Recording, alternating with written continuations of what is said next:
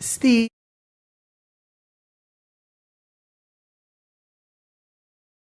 Hi, are we ready, Steve? We're ready.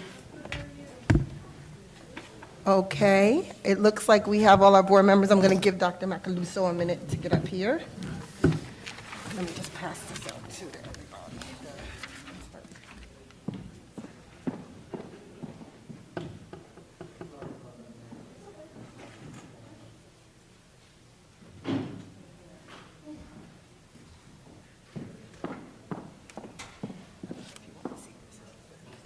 Oh, hey, listen, do you want this one too? Oh, okay. Yeah.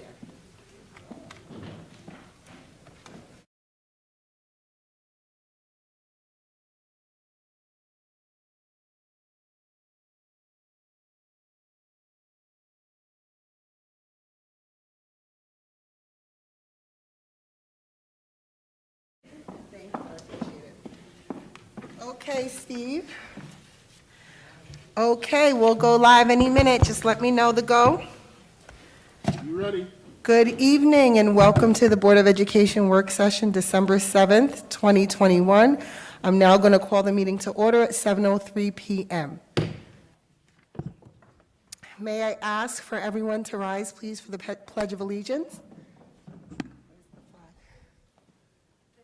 There's one over this way.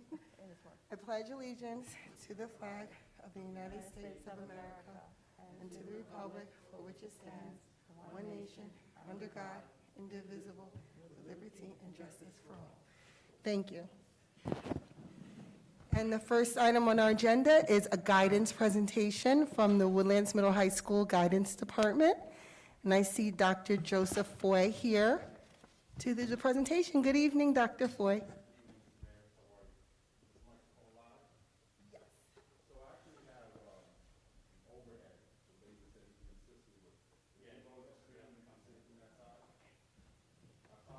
Okay, can I ask everyone to come down off the stage into the audience to see the presentation from guidance, please?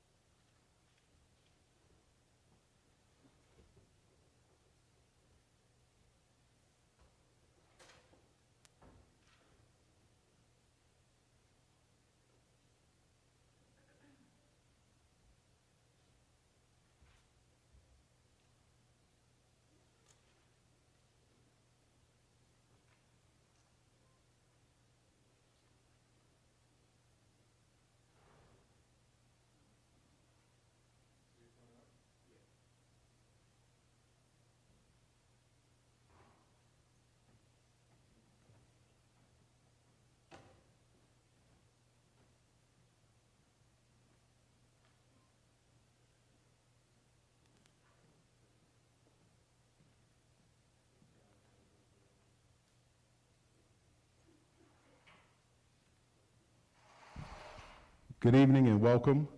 I want to thank everyone for being here tonight. I thank the Board of Ed for allowing me to present on behalf of guidance. Thank you all Board of Ed members, Dr. Iverson, Dr. Macaluso, and all of the other parents, family members, and GTF members that are in attendance who came back to support me. Thank you. So just so you know, don't be alarmed, just housekeeping. Let's get this out the way right away. I was told I have about 10 minutes. Anyone that knows me knows that's impossible, so I'm apologize now. But I'll try to keep it around that. And anyone that's watching at home and that's here tonight, you also don't need to fear. 7 through 12, it's not a one-person department or show, but unfortunately, COVID is real. So Mr. Dominguez came down with symptoms today. He had to go and get tested. So did Mrs. Rosario. She's home because she had to be tested. And as we all may not know, but I'll just share again, Miss Almonte, the other counselor in the high school, recently had a baby. So in 20 years, we'll have a new guidance counselor at Woodlands Middle High School. So for tonight, you're stuck with me. So I hope that you're okay with that. But I'll do my best to make sure that it's worth your time. So I just want to welcome you. I was asked to give an overview of high school guidance.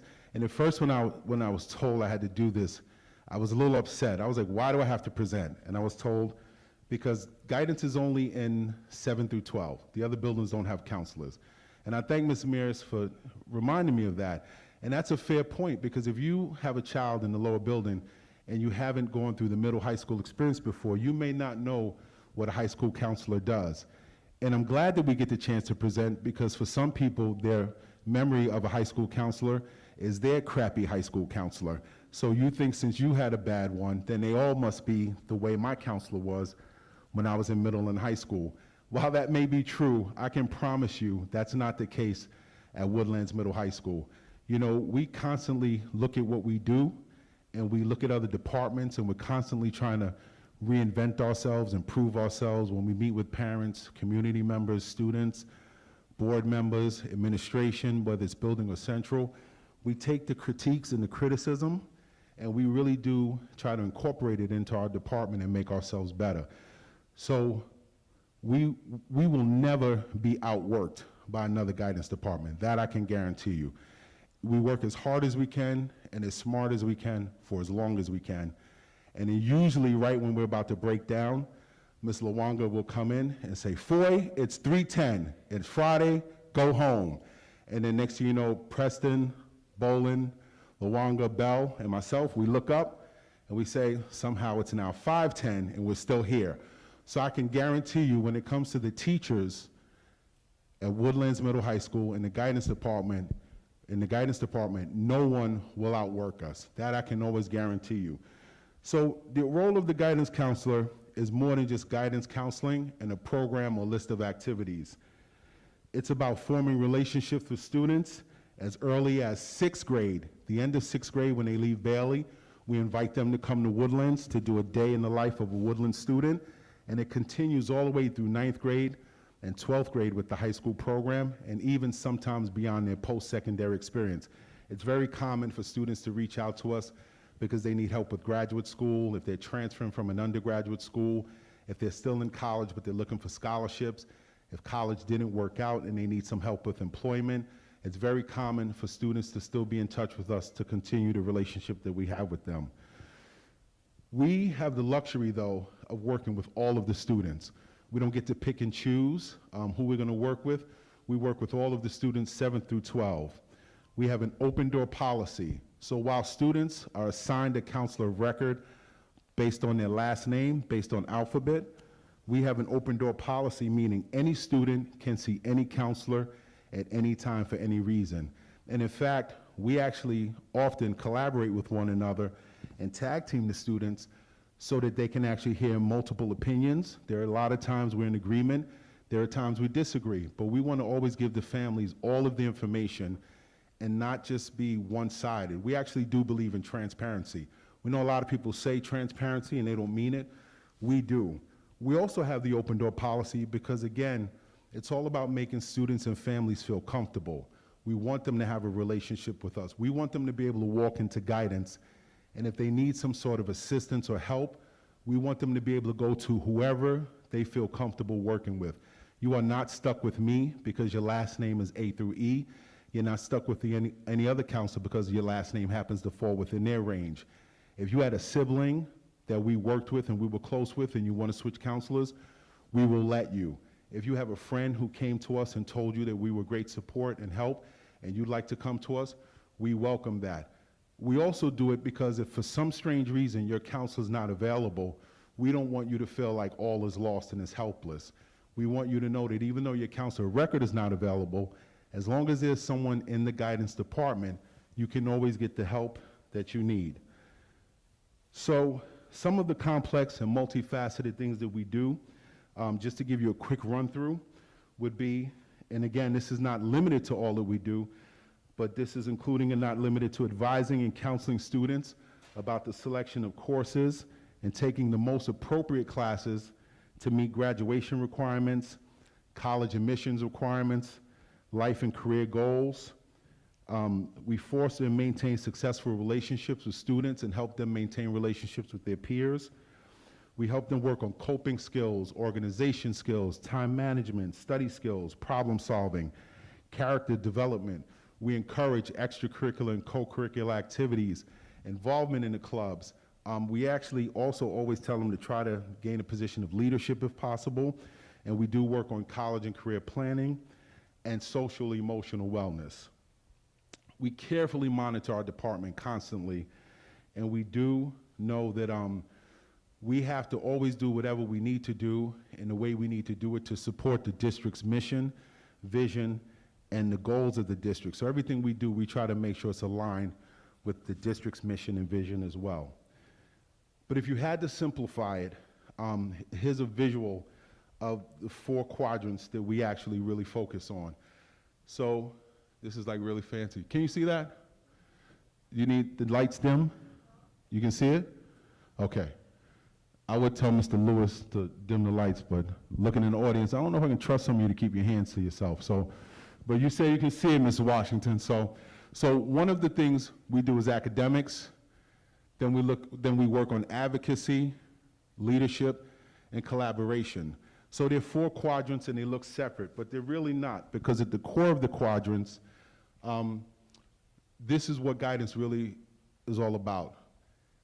Social emotional development, college and career development, academic educational planning and development. So if you notice, none of them are separate. They're all together. They all touch on each other. They all overlap. Nothing is independent. And constantly, while we're working with students, we'll vacillate between one of the quadrants and one of the core beliefs, because they're all interconnected somehow. So anytime you're having a meeting about academics, you do talk about leadership. We talk about advocating for students. We talk about collaboration, because we'll go to other teachers, the previous year teacher, next year's teachers, someone that can give us some insight on the child, if they're struggling in one area, but maybe you had success with them. We'll collaborate with you to find out, what did you do that you found worked with this child, and maybe we can replicate it in other classrooms. So part of our social emotional approach, again, is making all students feel comfortable working with a school counselor and coming to the guidance office. Anytime you come in there, there'll always be kids there. Pre-COVID, it was the place to be. If it was a club, we'd have a bouncer outside, and some of you, unfortunately, wouldn't have been able to get in. You're just not cool enough, okay? But we make sure all the students get in, so you don't have to worry about that. But now that, the pandemic is here, we have to do things significantly differently, so we do have to monitor the number of students that we let in at a time, and we have to monitor the social distancing. We still want to space them apart. Students are more than welcome to come in by appointment, but they do not need an appointment to see us. Again, like I said, they can see any counselor at any time.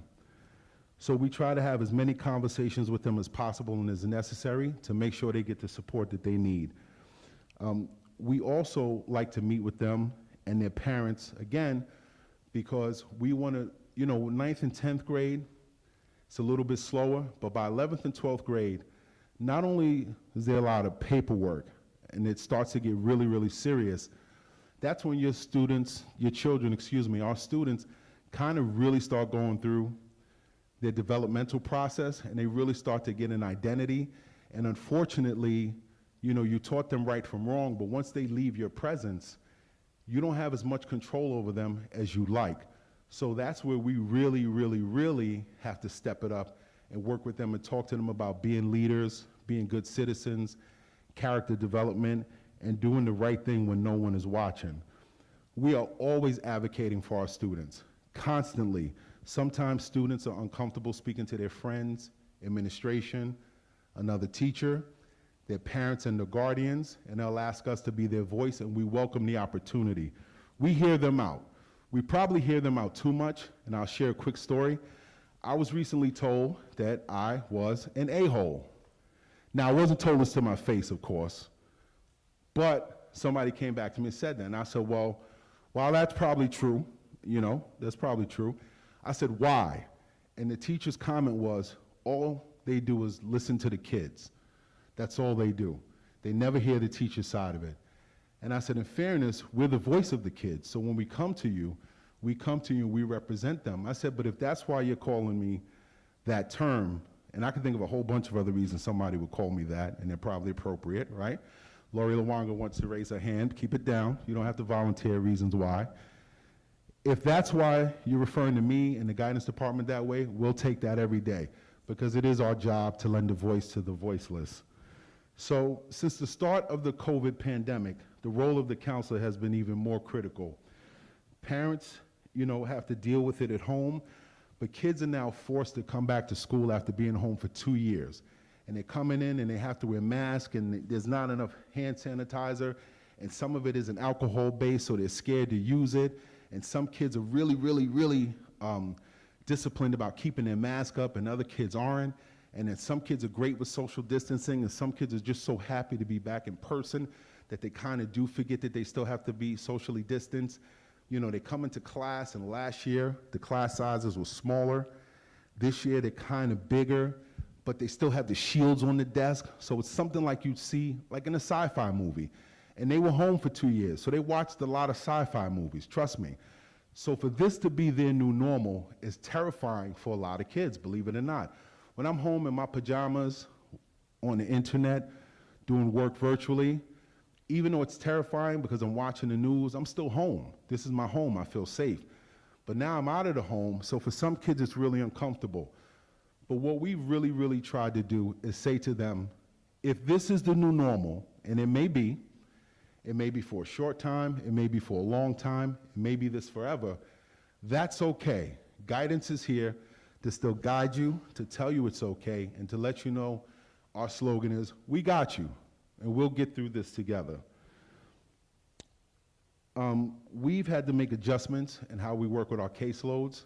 As you know, again, like I said, Ms. Almonte's been out.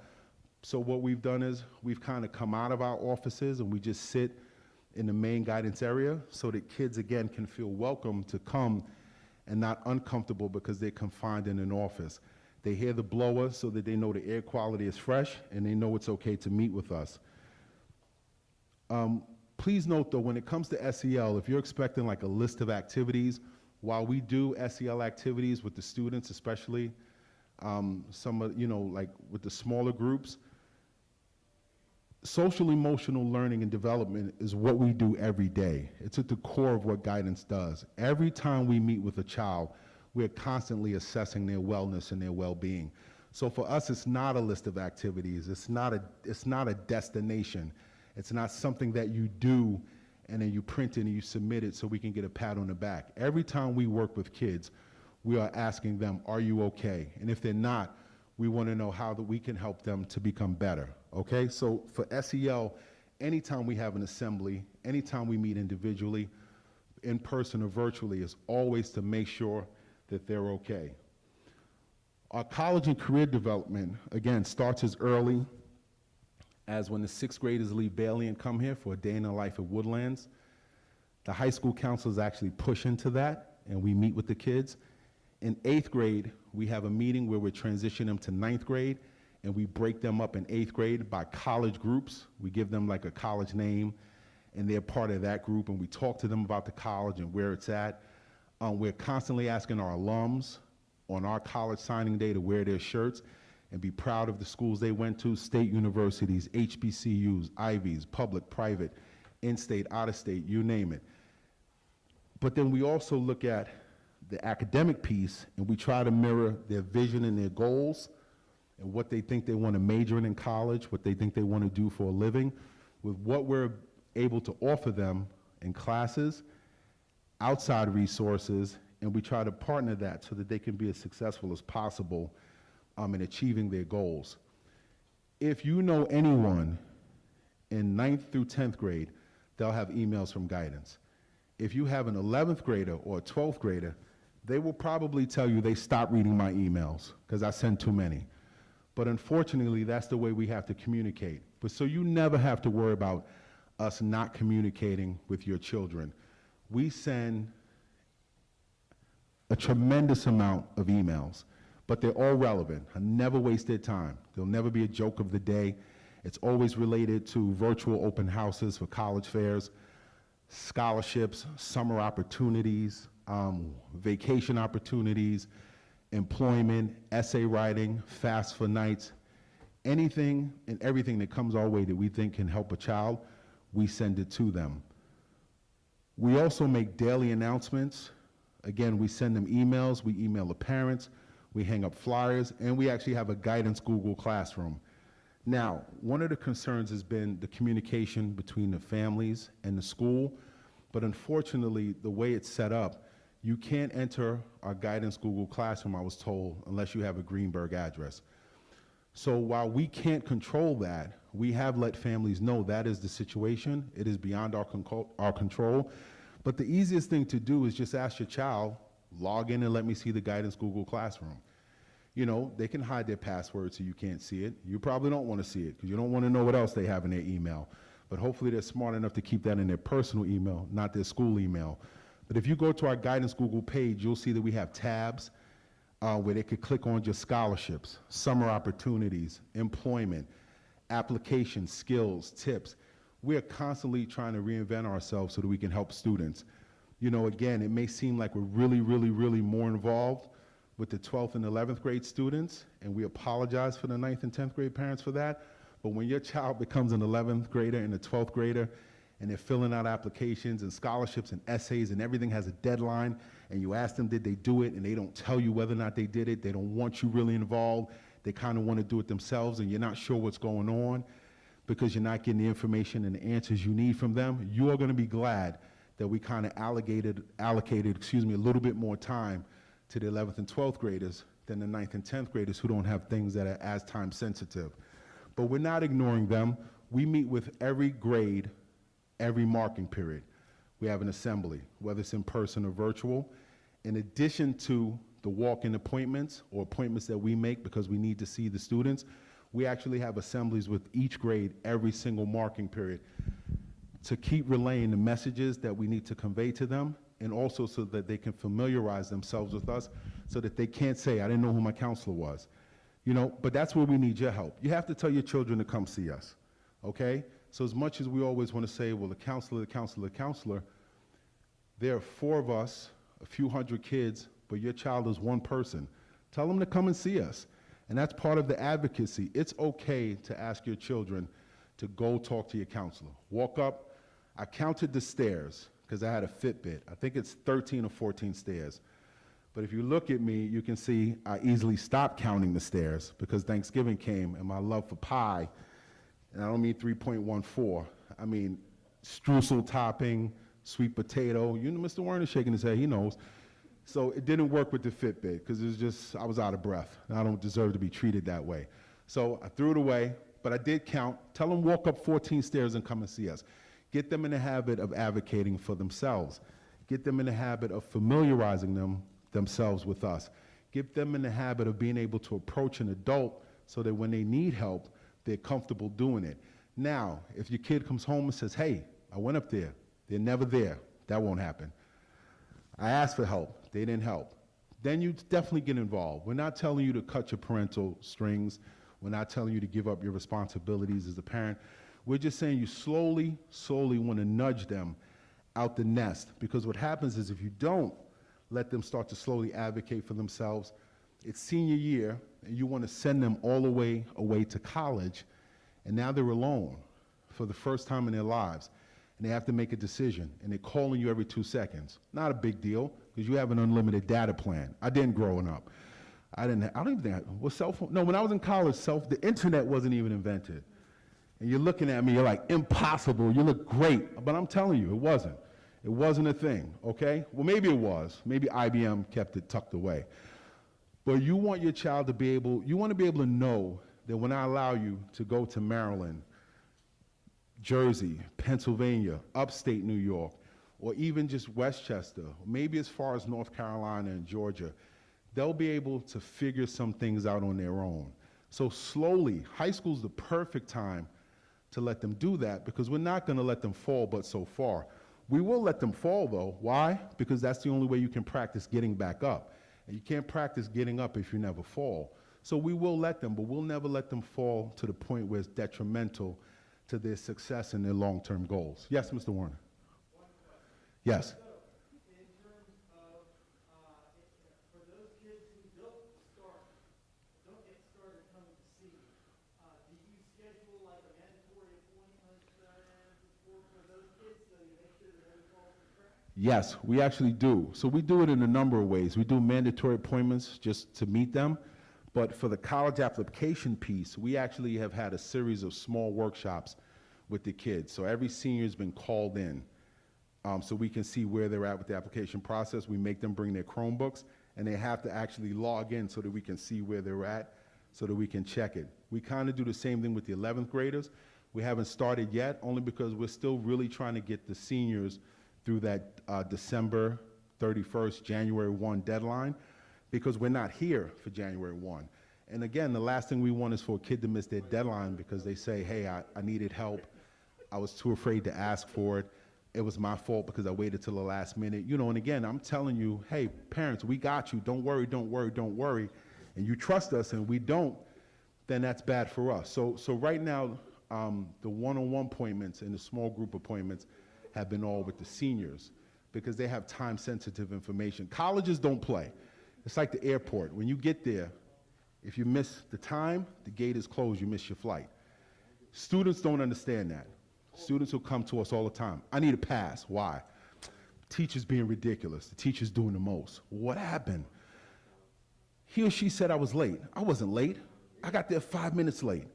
Well, you just said you weren't late, but you also said you got there 5 minutes late. You know what I mean. And I'm like, well, let me ask you a question. If you shoot the ball in the hoop 2 seconds after the buzzer goes off, is the shot good? No. Why not? That's different. No, it's not different. Late is late. So, you understand? So we can't afford to have them be late because colleges won't play that. Some of these schools are getting 30, 40 plus thousand applications. So they're looking for any reason to eliminate a student. And the last thing you want to have happen is you get eliminated because you just missed the deadline. So we kind of do really put a lot of focus with our one-on-one appointments on the senior class. Academic and educational programming and development, again, you know, when we build a student's schedule, we collaborate with all parties. We speak with the other teachers, we talk to other people in the PPS department, we talk to staff and coaches. You know, sometimes people tell us this is something about a kid you may not have known, and we use that during our meetings when we ask them, what are you interested in, what do you like, what do you want to study, to help build an academic program. When a student really wants to water down their schedule, we always encourage them to stay in the honors or the AP or IB classes where available. We always ask them to take the most demanding schedule. If a child wants to change their schedule, we will let them without speaking to the parents if they're trying to move up. But if they're trying to water down their schedule, we always make them bring in a note from a parent. We need signed off from the parent that you're giving them permission to come out of an advanced class. But in building their academic schedule, we meet with all of the students, we push into the classes, we do presentations, we meet with the teachers because we try to make sure that based on what's available, we're programming the kids for the right classes. And at the end of it all, the goal is hopefully that we produce successful and confident learners because they've learned to advocate for themselves. They're familiar with who to go to if they need help. If they're not sure who to go to, they do know that there's someone or group of people they can come to, and that'll be us, and we'll point them in the right direction. By us asking them to take advanced and honors classes, we're teaching them to take healthy, but worthy risk, because sometimes kids don't want to take risks. Kids are afraid to take risks. Why? Because of the internet. And why can I say that? Because I'm old, so I get to blame everything on the internet, right? Like when back in the day, you blamed it on rock and roll, then you blamed it on rap, now you blame it on the internet. I'm old enough to blame stuff on the internet. So you don't want to take chances because you're afraid someone's going to judge you. They're going to tell you can't sing, you're too fat, you can't wear this, you're too skinny, you're too short, you're too tall. You're just never enough. And kids hear that a lot.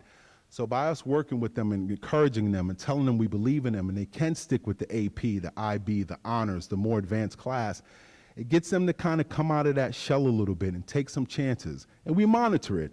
If it looks like they're not doing well, we will take them out. We will meet with the parents. We'll say, hey, it's not working, but we have some other options. Let's explore it. But there's nothing wrong with your child taking chances. And again, the whole goal is, because at the end of it, we want them to be successful, but we want them to be confident. We want them to be able to get out of here after graduation and not have that look in their eyes of fear, like, well, what's next for me? But like, I can do this. And I know that if I stumble, I can go ask for help. There are resources available, and I'm okay with going to those resources to seek out the help that I need. So that's an overview of guidance. Before I open it up to a few more questions, I was given a few questions that they wanted guidance to answer. So if you don't mind, I'll just run through those, and then I'll open it up for more questions. So one question I was given is, there a 9 through 12 pathway provided? What happens at each grade level? So we actually have a 9 through 12 pathway. It's actually on the district website. So if you go to the district website, and you can either go under the, you can either go under the school page where it says Woodlands Middle High School, or you could go under parents and students, whatever's easiest for you. I apologize if I keep dropping the mic from my mouth. Between the glasses, the fogging, it's just a lot happening up here. So you could go to schools, and you could go to Woodlands Middle High School, or you could just go to parents and students. And then you'll click on it, and it'll take you to the guidance page, guidance department. And then if you click on that, we have a bunch of items. So we have a 7 through 12 pathway. We have a glossary of terms and definitions. We have what you should do at each grade level. We have the diploma name form that you'll do as seniors, because we want to make sure that if your child has a middle name or suffix, that everything is there on the diploma. We have videos from when we had our financial aid night. We actually had 2 of those. And we had a guidance college career night, so those videos are there. But if you clicked on, say, academic planning, you get an overview, and it kind of just walks you through a letter from guidance, graduation requirements, Regents Diploma, Advanced Regents Diploma, because New York State offers multiple diplomas, IB requirements, starts with 7th and 8th grade planning, goes all the way. I apologize if I'm scrolling too fast. I'm just kind of showing you that it's there, but I'm showing you where to find it at so you can do this at your leisure, okay? So, and then in addition to that, you could say, well, talk to me about college planning. And there's a glossary of definitions regarding admissions terms. There's a college plan book. There's a college planning timeline. So colorful and pretty. I insisted on different colors. I like colors. I know blue's not the Woodlands color, so it's green, but you can't do everything in green. So we have a lot of stuff on the website. In addition to the guidance Google Classroom, to emails, to meeting with kids individually and in group, personally and virtually, assemblies, announcements, flyers being posted. We are actually on the website as well. Another question I received was, is there a 9th grade counselor dedicated to the 9th grade students? The answer to that is no. Again, you're broken up by alphabet. There's a middle school counselor who works with 7th and 8th, and we push in with her. We actually just finished a series of push-in classes in the gym, the phys ed class, because we wanted, again, the middle school kids to familiarize themselves with us because they're going to be working with us soon. So we don't want it to be such a huge transitional leap to new people. So by us pushing into the classes with Mrs. Rosario, the kids know us, you know, so they'll say, oh yeah, that's him, you know, or her. However, if you want a dedicated ninth grade counselor, that's something that's possible. We're not against it. So I just want you to know that just the current setup doesn't have one, but we're not against one person being, I would love to be the ninth grade counselor. I think that's fun. Push into freshman seminar with Bolin, Preston, and Lawanga. That's like the most fun you could have. So that's something that can be discussed, but unfortunately right now we don't have a dedicated ninth grade counselor. Communication. We get a lot of people upset with us because they call and they want information on a child, and we cannot give it to them. If they are not listed in eSchool as a parent or guardian, we cannot release information to that person. We don't care how much you're the uncle, whether it's a biological uncle or a play uncle. We don't care how much the person calls you uncle. If you are not listed in eSchool and we do not have permission from the parent and guardian to speak with you, we cannot release sensitive student information. Now, if they want to come in and just get an overview of situations, what we do, what's available, that's different. But if you call and say, I'm Joe Foy's uncle, his mother's having a really tough time, talk to me about what's going on with his math teacher. Unless we have permission, as much as we appreciate you wanting to step in and help your niece and nephew, we can't talk to you. It's illegal. So we can't get parents to understand that enough. We stress the parents to be very careful and mindful when they're registering their kids, how they fill out the forms. Sometimes parents will fill out that form and they'll list their name because they're the one filling it out, and they'll list the emergency contact, and they'll forget to list their spouse because they just think it's common sense. I'm married, you can talk to my husband or my wife. Unfortunately, we don't know that. And if we get ourselves in a situation where we're making determinations, you know, in judgment because it seems plausible, you can get yourself in a lot of trouble. So we actually ask the parents all the time, please be mindful of how you fill out that form when you register your children. Please be mindful who you list that we can communicate with. And if it's a situation where it needs to be updated, update it. But unfortunately, some people don't get that. They're like, well, I reached out and I didn't get what I needed. Well, you can't. It's illegal. So we have to stress that. And here we go, the $1 million question, right? I have the mic in my hand, so I can't do a drum roll. Boom, boom, boom, boom, boom, boom, boom. Naviance. Yes, you know, you all waited for it, right? I made you wait, right? This is a fight. You had to sit through the undercard. You had to sit through all the other singers. You know you want Beyonce to come out, but I made you wait. Naviance is the Beyonce of the Q&A. Guidance did not get rid of Naviance. Can we please put that to bed right now? The program was brought in.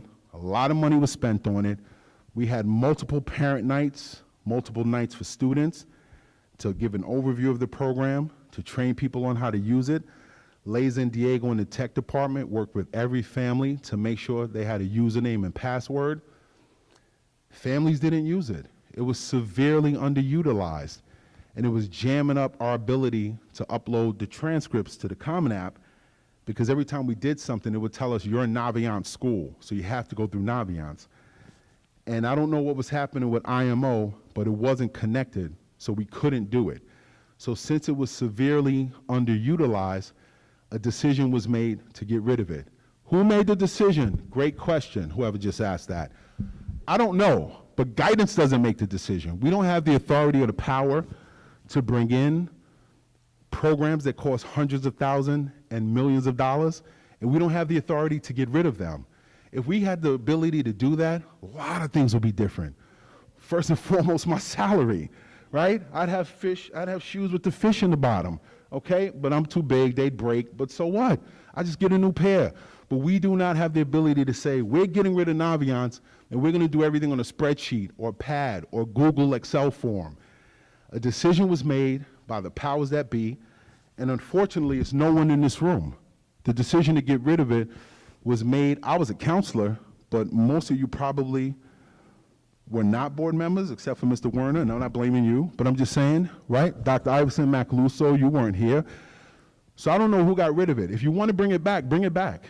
If you've done your research and you think it does something for kids that we're not already doing for them, again, we welcome it. We support anything that will help our kids. We support anything that will help our teachers. We support anything that will help us do our jobs better so that we can help the kids. But Naviance is not here, not because the counselors got rid of it, okay? A decision was made because it was so severely underutilized. Families and students admitted they were not using it. They weren't logging in. They weren't doing anything with it. So the district stopped paying for the program, and we're without it. Now, that hasn't stopped anything. Every year I'm at graduation and I hear our graduation rate. I hear the schools our kids are going to. I hear the amount of money they're getting in scholarships. I hear all the clubs and organizations they belong to. And it all sounds great to me. I mean, our graduation rate last few years has stayed in the 90%. I know there was one year where there was some discrepancy. We said it was like in the 90s. Data was released that said it was in the high 80s. And then Mr. Ramirez informed us there are two numbers. There's your Woodlands high school graduation number. That number is always in the 90s. And there's a district number, which means we're responsible for kids that do not go here. Because we're their district of location, because they're residents of our district, they're educated someplace completely different. They've never stepped foot in these doors, but we still eat them statistically.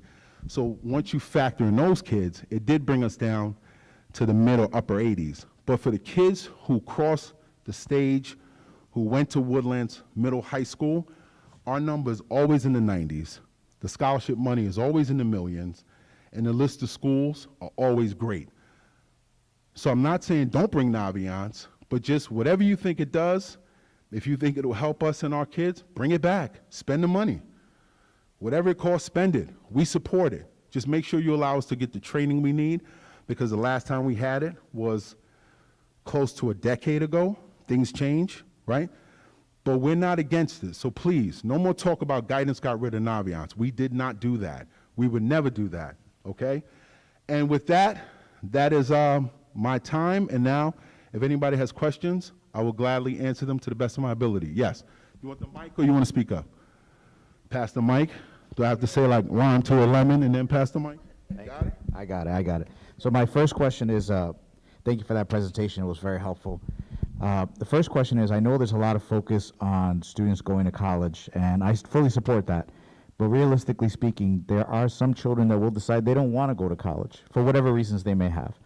What do we do to support that, to ensure that when those students graduate here, they have a plan in place and they are ready to succeed? That's my first question.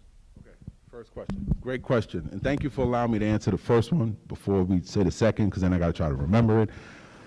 We don't force the kids to go to college. We just know that for a lot of parents, that's the expectation. So any kid that comes to us, GPA could be a 65, which is the minimum passing grade, all the way to a 101 point something, which is our highest GPA. If a kid tells us they want to go to college, we support it. But for students that don't want to pursue that, if their parents are on board with it, we just had the Marines and the Army here last week, or I'm sorry, the week before Thanksgiving. So if kids want to go into the military and to the armed forces, we invite them in as well, because we don't want them just driving to a recruiter and signing up. We actually want them to come into the school. We want the recruiters to meet with us. We have our own set of questions that we want to ask, and we want to make sure that our kids are being well taken care of. So anyone in here who has a child in high school, they'll tell you, yeah, the Marines were here a week or 2 weeks ago, and they were giving out swag, shirts, water bottles, hats, caps, pens. You had to do push-ups. It was fun. It was a great time. But they only did that after they met with us. So we do support that. If a student just wants to go into the job force, we send them information on gap years. Gap year is like, I'm not going to college, but I don't want to sit at home either. I want to travel. I want to do something, maybe volunteerism, community service. So we support that as well. And some kids just want to graduate and go into the workforce for several reasons. Sometimes they have to support their family. Sometimes high school was so rough they just need a break. Whatever it is, we support them. We don't cram college down anyone's throat. We're here to say whatever your vision is, whatever your goal is, we got you. That's our slogan, as long as the parents are on board with it. So now if a kid says, I don't want to go to college, and the parent says, no, you're going to college, then that's where we have to sit down and have a meeting. And like I said, we'll try to be the voice for the child. but ultimately what the parent says is what goes. So but we do completely support our students if they choose to go into the workforce or military instead of going into a 2 or 4 year school after graduation. Part due, right? Thank you. Just a follow-up to the original one, I don't know if we perhaps can consider finding out from the student if there's a particular focus, like maybe they want to do electrical trade or plumbing or some kind of trade. Maybe there's a way we could kind of feed that in a little bit, if it makes sense, right? My actual second question is, what do you feel guidance can improve on, and what do you need to do that? About the trade piece, we do encourage that. I apologize for leaving that out. We partner with Southern Westchester BOCES. So as early as the end of 10th grade, we have an assembly with the students, and we get them to identify if they'd like to go into a trade. Cosmetology, TV, video production, culinary arts, auto mechanics, auto body, computer repair. There's tons of programs at BOCES. Nursing is gone. Nursing is too expensive, so they don't have that anymore. So when we do electricals there, plumbing is there, construction is there. So as early as 10th grade, a student, if they identify that's what they want to do and the parent supports it, they do half day at Woodlands, they do half day at BOCES. The program doesn't start until 11th grade though.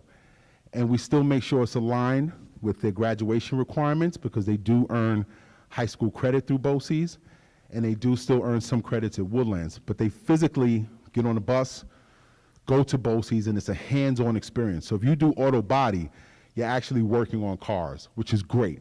So any kid that said, I want to be a plumber, they go to BOCES and they do plumbing. The culinary class takes place in a kitchen. So we talk to them about auto mechanics. We'd stand there, we'd talk to them, we'd probably show some videos, but who wants to let a high school kid work on their car? Anyone? Need brakes? No? You good? Okay. BOCES is different. BOCES is like, get under the car.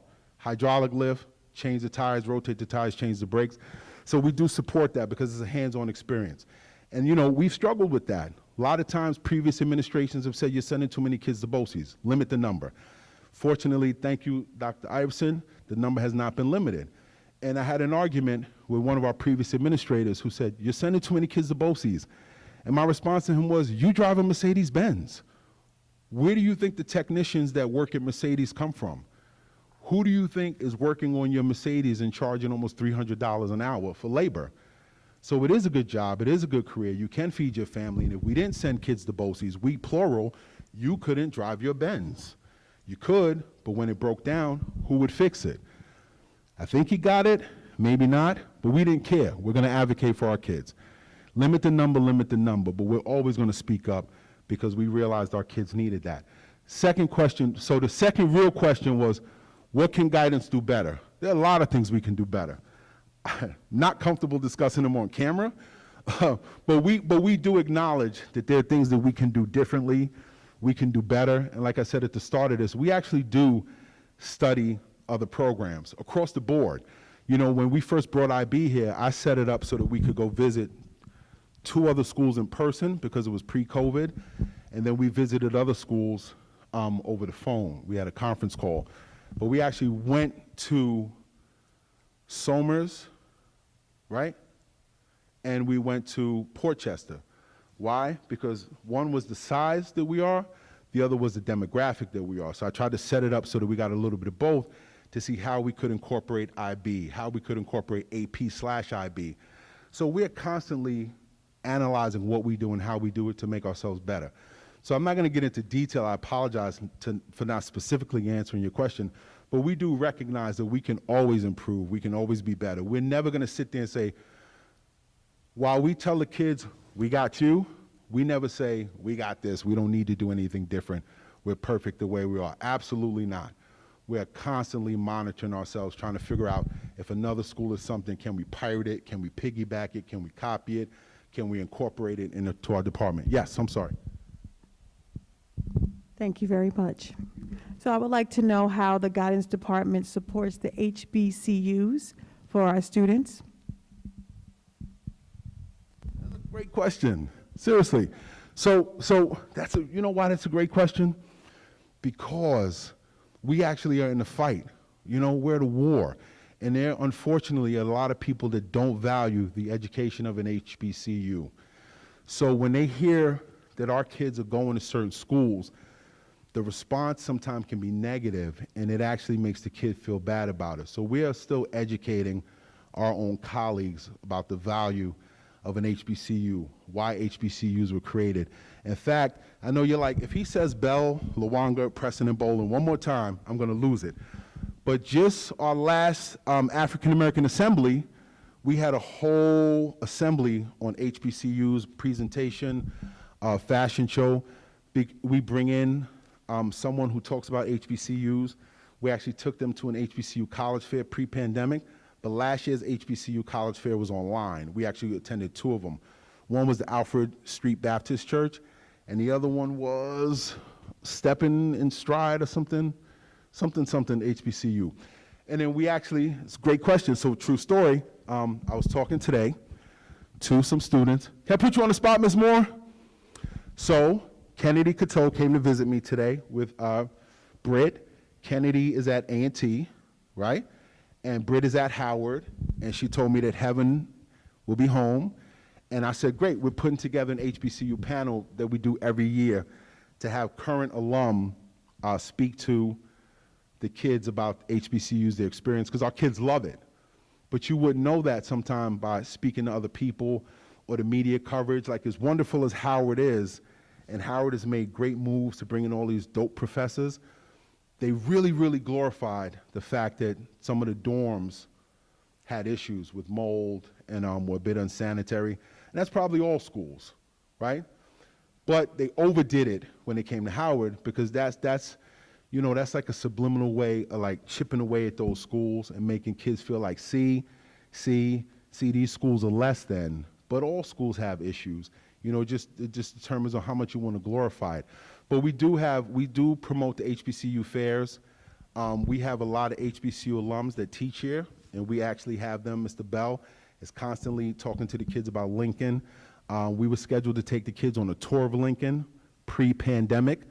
We also were taking him there because he was being inducted into the Track and Field Hall of Fame, right? Don't clap. That was like years ago. The times were crazy slow. Like, I was being inducted into the Hall of Fame back then too. So we do support the HBCUs 100%. Our principal's an HBCU grad. Mrs. Jones, God rest her soul, is a Howard grad. So we made it clear that we have to incorporate that into our colleges. We're not snobs. We don't say, oh, you have to go Ivy. And we understand, because of the rising cost of tuition, we can't just push state schools on the kids. We actually let parents know all the time, we will do everything we can to get your kid into a school. We don't pay for it. So wherever you want them to go, we got you. But just now, you know, when that tuition comes in, don't say, well, call Uncle Foy. No, don't do that, okay? Because Discover Card has their hand out way before any of you for some college tuition. But we 100% support the HBCUs. Yes, question? Uh-oh, you want the mic?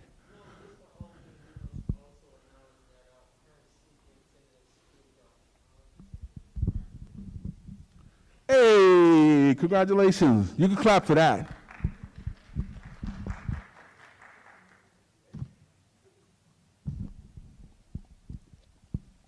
So when we have our panel, Dr. Iverson, that's right, we'll have to make sure you be there.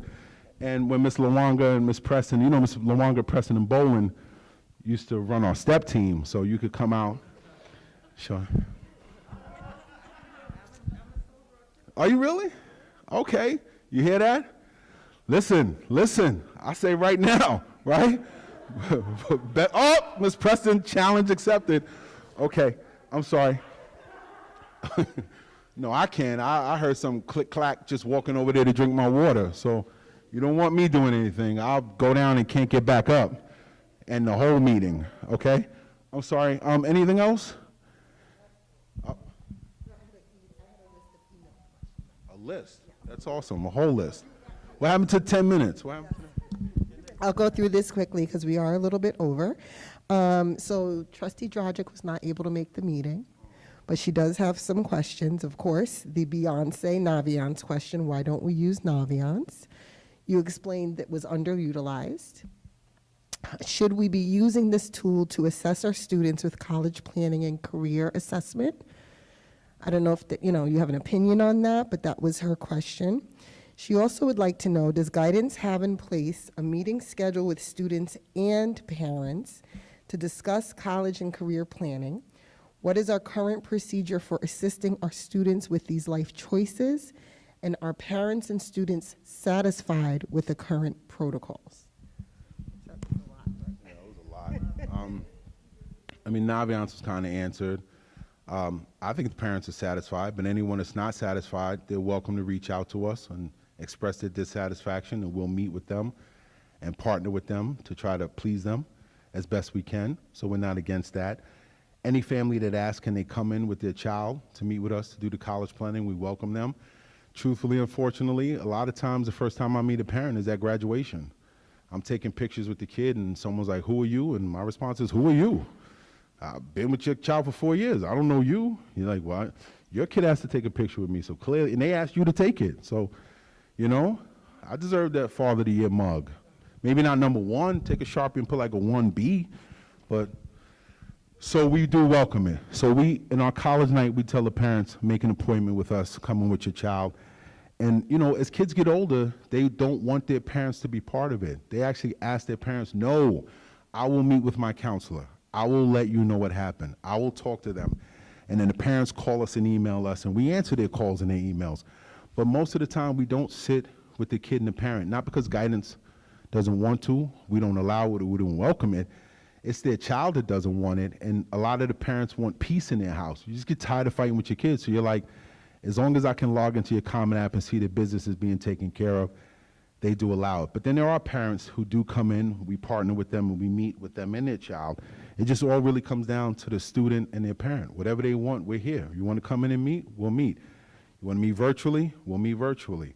But a lot of families are like, nope, my child came to see you, I saw his Common App, everything's there, it's done, we're good to go. And Common App does a lot of the stuff that Naviance does.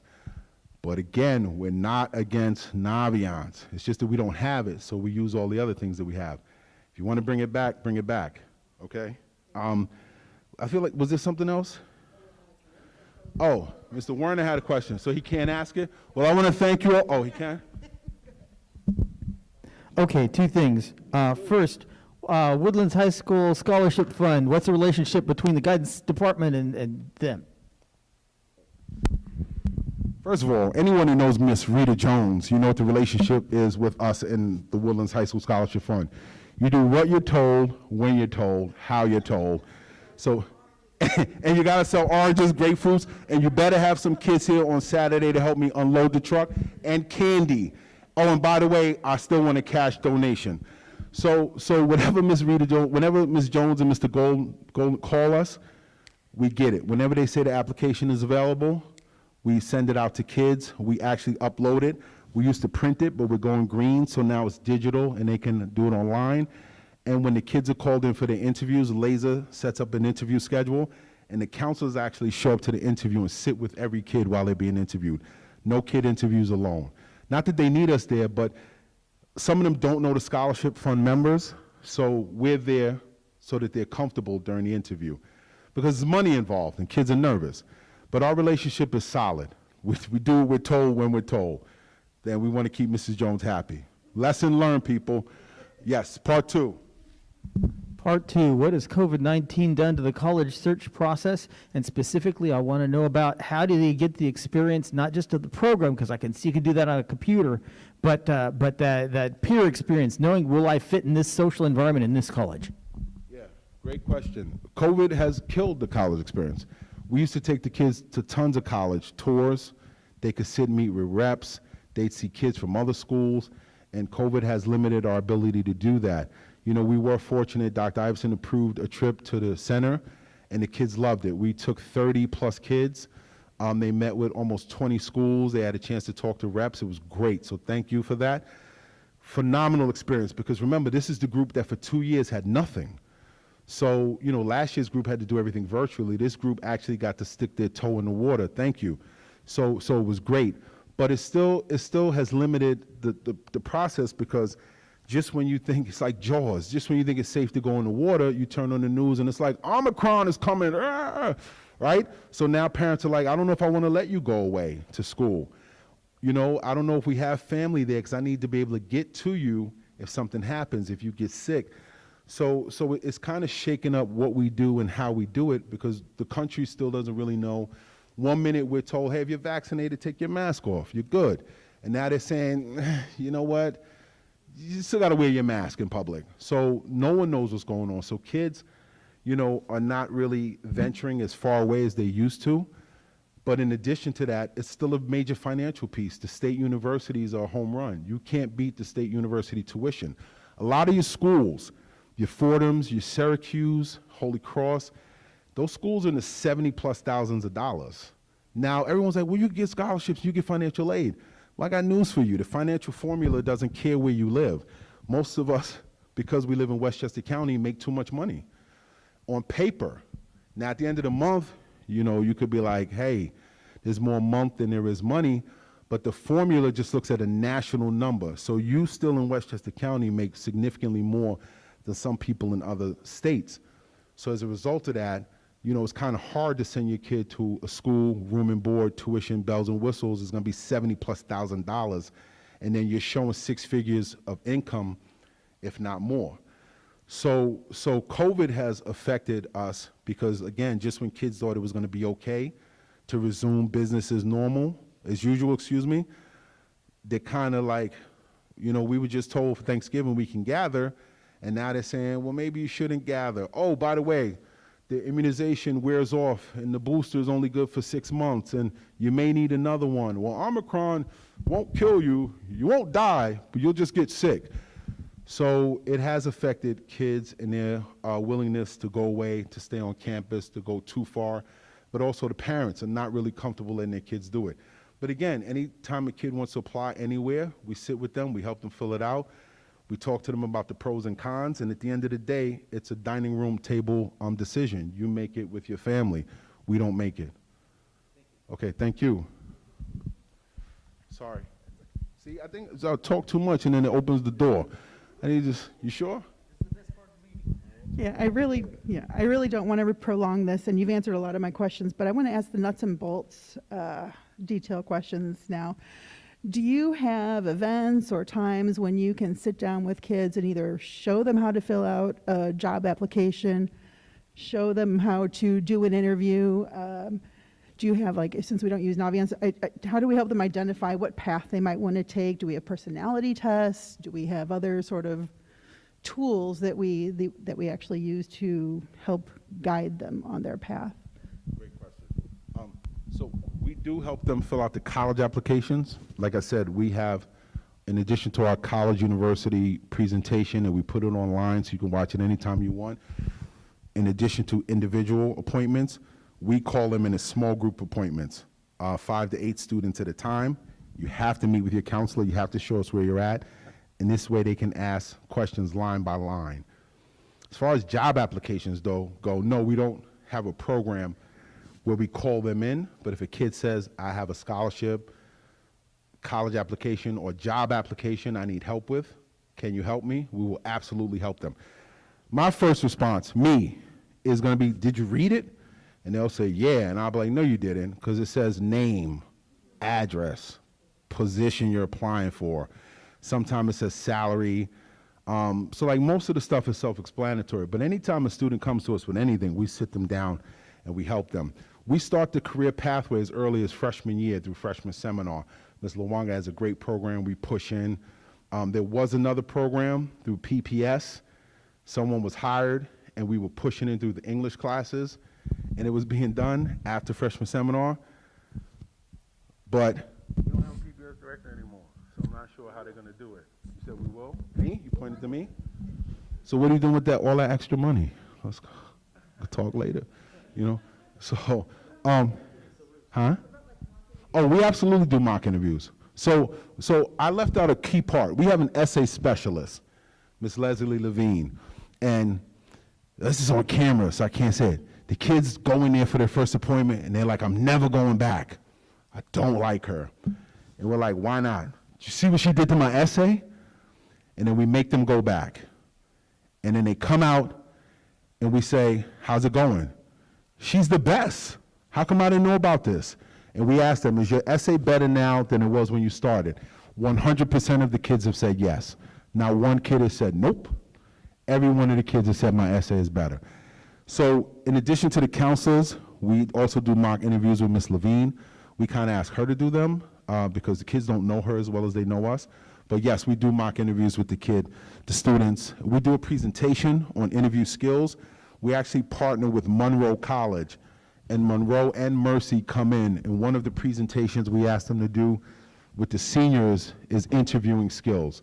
And in that presentation, they also talk to them about cleaning up their internet, things like that. We mention that. Like if you watch the guidance presentation on college university night, you'll hear us say, clean up your internet, use an appropriate email name. We give them an example of an inappropriate one that one of our students had, but something about hearing it from a stranger is always valuable.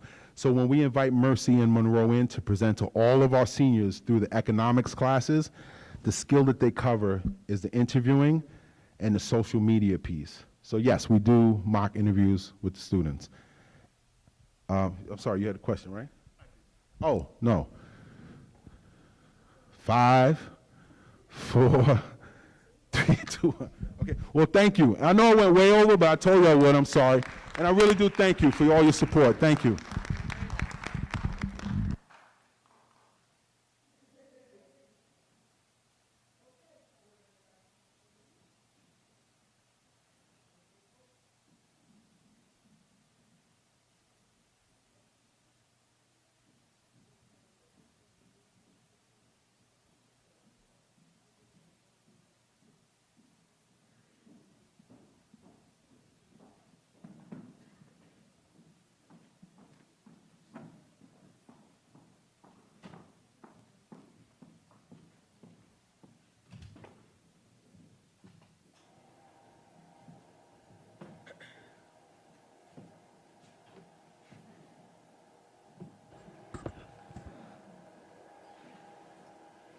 Okay, again, I want to thank you, Dr. Foy, and the guidance department for your presentation. It was very informative.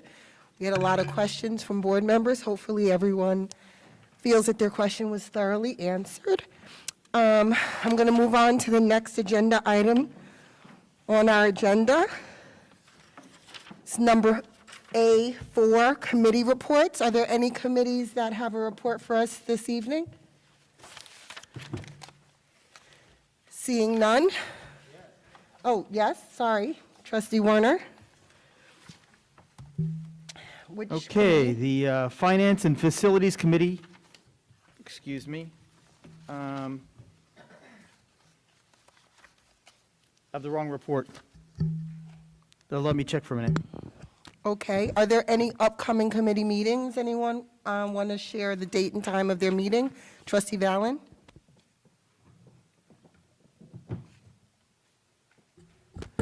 There's a Governance and Policy Committee meeting next Thursday, December 16th. I don't remember the time. Okay, great.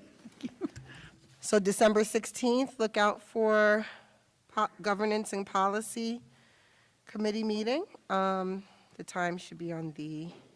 6 p.m. Thank you. Just your calendar, 6 p.m. Are there any other upcoming pending meetings the rest of this month? Anyone? No? And we're going to give Trustee Warner a chance to find that committee report. Got it. Okay, great.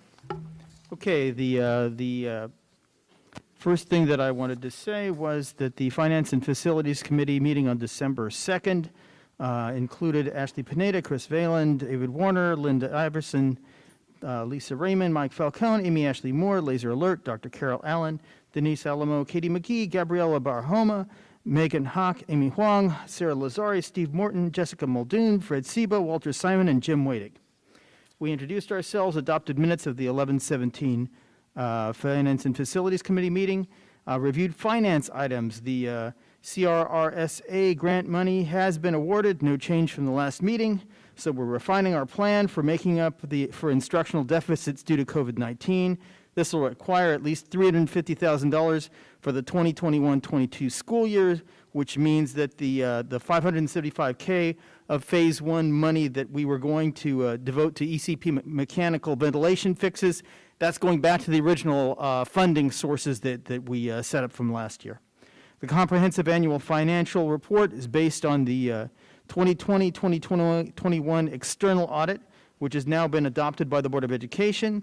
The next step is adoption of the audit of the corrective action plan, which the audit committee, I believe, is recommending for adoption at the 12/7 board meeting. We're going to hear a little brief report on that, I think. Yeah.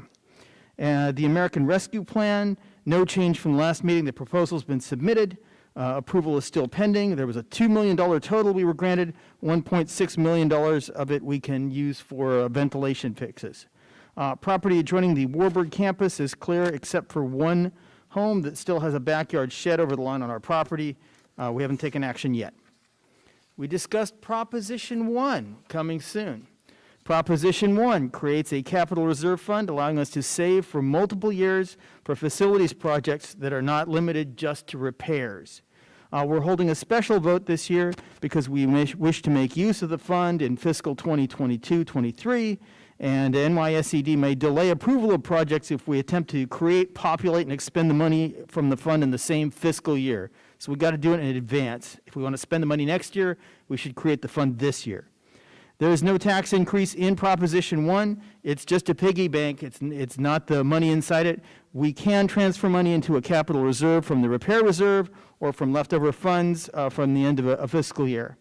Unlike the repair reserve, withdrawing money from the capital reserve will require voter approval. We can use the capital reserve money to reduce the size of a bond required for a facilities upgrade project if we decide to have one. A public vote on Proposition 1 is scheduled for December 14th. Polls are open from 7 a.m. to 9 p.m. in the gymnasium here at Woodlands. Dr. Iverson reviewed efforts to provide information to the voters, including a district website posting, which is up on the website now. The committee suggested some revisions to the text. Creating an informational video to be posted on the website and social media. I think if you look at the website now, you'll see some stuff. Creating frequently asked questions web topic, allowing the community to send questions to Lisa Raymond, our Assistant Superintendent for Business. That's lraymond@greenbergcsd.org, LRAYMOND@greenbergcsd.org if you want to send her your questions. The committee generated a base set of questions for the topic. You can add yours too. Postcard to be mailed this week, first class mail to all households. Printed newsletter. I received mine in the mail. I want to see, have other people received the newsletter in their mailboxes? Good, good. And there's supposed to be an informational Zoom meeting this Thursday, December 9th. We'll have the presentation, we'll have the Q&A, and people will be able to go on YouTube and ask their questions when we'll read them out, the same way we do for a budget presentation. Now, I had one question. We can either do it at 6 p.m. or 6:30. I've got the other committee members are okay with 6 p.m. That's what Laser put up, though we discussed 6:30 last Thursday. Are we good with 6 p.m.? Anybody? Everybody? 6 p.m. it is, this Thursday. We'll put the link on the website so you can take a look at it. 5, reviewed the status of our facilities. Last month, the Hartsdale Fire Department reported that 5 hydrants on the Warburg campus have insufficient pressure, and district and BBS personnel toured the campus with the Greenberg Water Department to diagnose the problem. This month, BBS presented a map of the current campus water lines and hydrants and expressed concerns about the diameter and condition of the pipes. In January, they'll provide a set of options and cost estimates for rebuilding or replacing the system, and possibly for cross-connecting water sources from east and west sides of the campus. Mike Falcone, in the meantime, is working on checking the filters and locating a shutoff valve in the soccer field line. So we'll see if there are things we can do to the existing system to make things better while we're planning for whatever else we may be doing. Phase 1, BBS. Phase 1 is primarily the permanent mechanical ventilation fixes at ECP, Lee F. Jackson, R.J. Bailey, and Woodlands, and upgrade of a portion of the Highview roof. The board approved the secret Type 2 declarations back at our November meeting. BBS is finalizing plans for submission to New York State Education Department, Office of Facilities Planning. They're shooting for December 15th for approval. Upon NYSED approval, we would begin construction this coming summer. High school vestibule is still in process. BBS submitted plans to NYSED on 7/30/21. Required addendum has been accepted by NYSED and is queued for approval. We're waiting smart school funding authorization, and of course, people are, the COVID-19 problems here are not as bad as they are in Albany, and a lot of people are working from home, and everything is slowed down. The superintendent did lobby through Andrea Stewart-Cousins to expedite approval, but they've got to have a meeting in order to batch approve these things. Curbs and sidewalks. The Woodlands Gym access road widening from intersection to parking lot entrance is complete. We showed some pictures. We will monitor whether we need to widen the rest of the road in the spring. The high school termite damage and large gym is slated for repair in next year's budget. Same thing with the R.J. Bailey gym floor. Lee F. Jackson, asbestos tile removal requires 7 to 8 days with no students present. If it becomes a summer project, we could isolate at one wing to avoid interfering with summer camp. The bus garage boiler work is complete. The Morton House demolition is complete. Historical Archives submission is awaiting biographical information from one of the families that lived there. We reviewed and approved the sample project status spreadsheet, and we were happy with it, and now that will be promulgated. The changes we looked at will happen throughout the spreadsheet, and then we'll have some numbers on how well we're doing overall. We reviewed the status of the mansion. Per BBS estimates, the roof project was $1.6 million. For the administration to reoccupy it, it would require an additional $3 million. ECP restoration would be an extra $500,000 after the insurance settlement. NYSED approved the roof project way back on April 21st, 2021.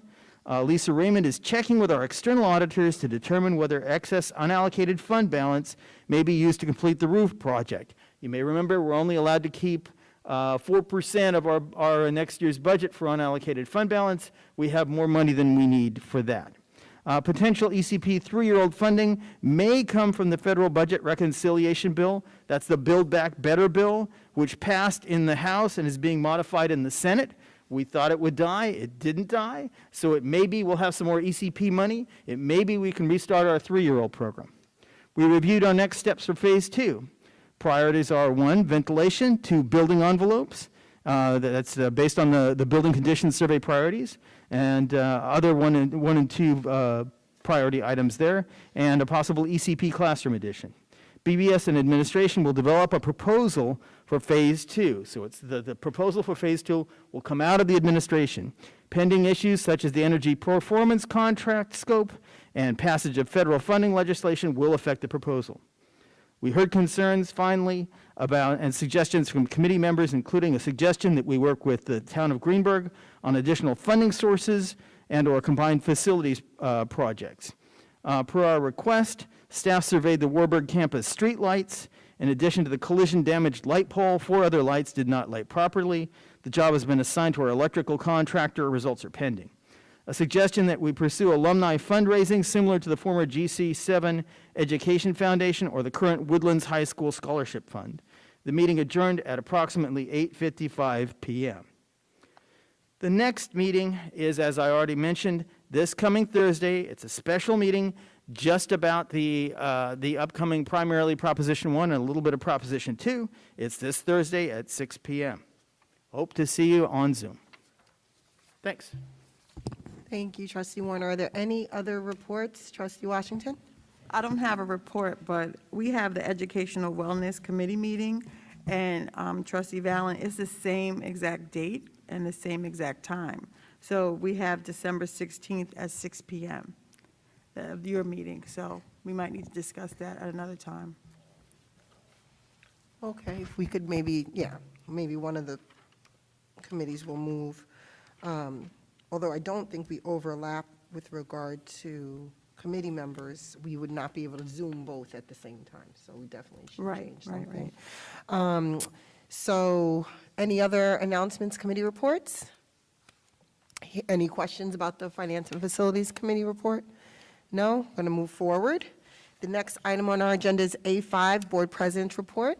I was going to mention, so thank you, Trustee Warner, for mentioning our newsletter. Hopefully, everyone has received the newsletter by now. We did send it out quite a while ago from the printer, and I received mine, but I know that our mail sometimes behaves differently, and we have no control over that. So hopefully, everyone got their newsletter in their mailbox, as well as their postcard for our proposition vote on December 14th. If you did not, that information is on our website, so you may see that on our website if you did not receive it as yet. I want to remind our parents and our community members that we're partners with the school district. The schools cannot do everything, just as parents cannot do everything. So we have to partner together. Neither one group is offering a courtesy to each other. This is a collaboration. This is a team in order to bring up the best children that we can right here in the district. So that regards the community as well. We need the community members to be a part of our team. Parents, I'm going to continue to say this every meeting, please pay attention to what's going on with your children online, and children as young as ECP. These children are, they're doing remote learning, they're getting on these Chromebooks and these tablets, and they're going online. Even though they're in a class, if you leave the room, sometimes children can toggle to different pages. So just please, please pay attention, as young as ECP or as older as the Woodlands Middle High School. Pay attention to what your children are doing online. If they're getting on social media, please, please pay attention. It's very important. There's a lot of things going on online, and you have to be aware of your child's social and emotional well-being and be a partner with the school, communicate with the school. There was a terrible tragedy that occurred in Michigan last week where there was a school shooting. And we here, we concern ourselves with the safety of the Greenberg Central School District, and sometimes we make decisions that the public doesn't like, but please keep in mind that we always make the best decisions that we can with regard to safety. And there was a major safety breach last week in Michigan, so that is the biggest tragedy, and we're most concerned about our students' safety. So please keep that in mind as well when we make decisions that you may not be happy with.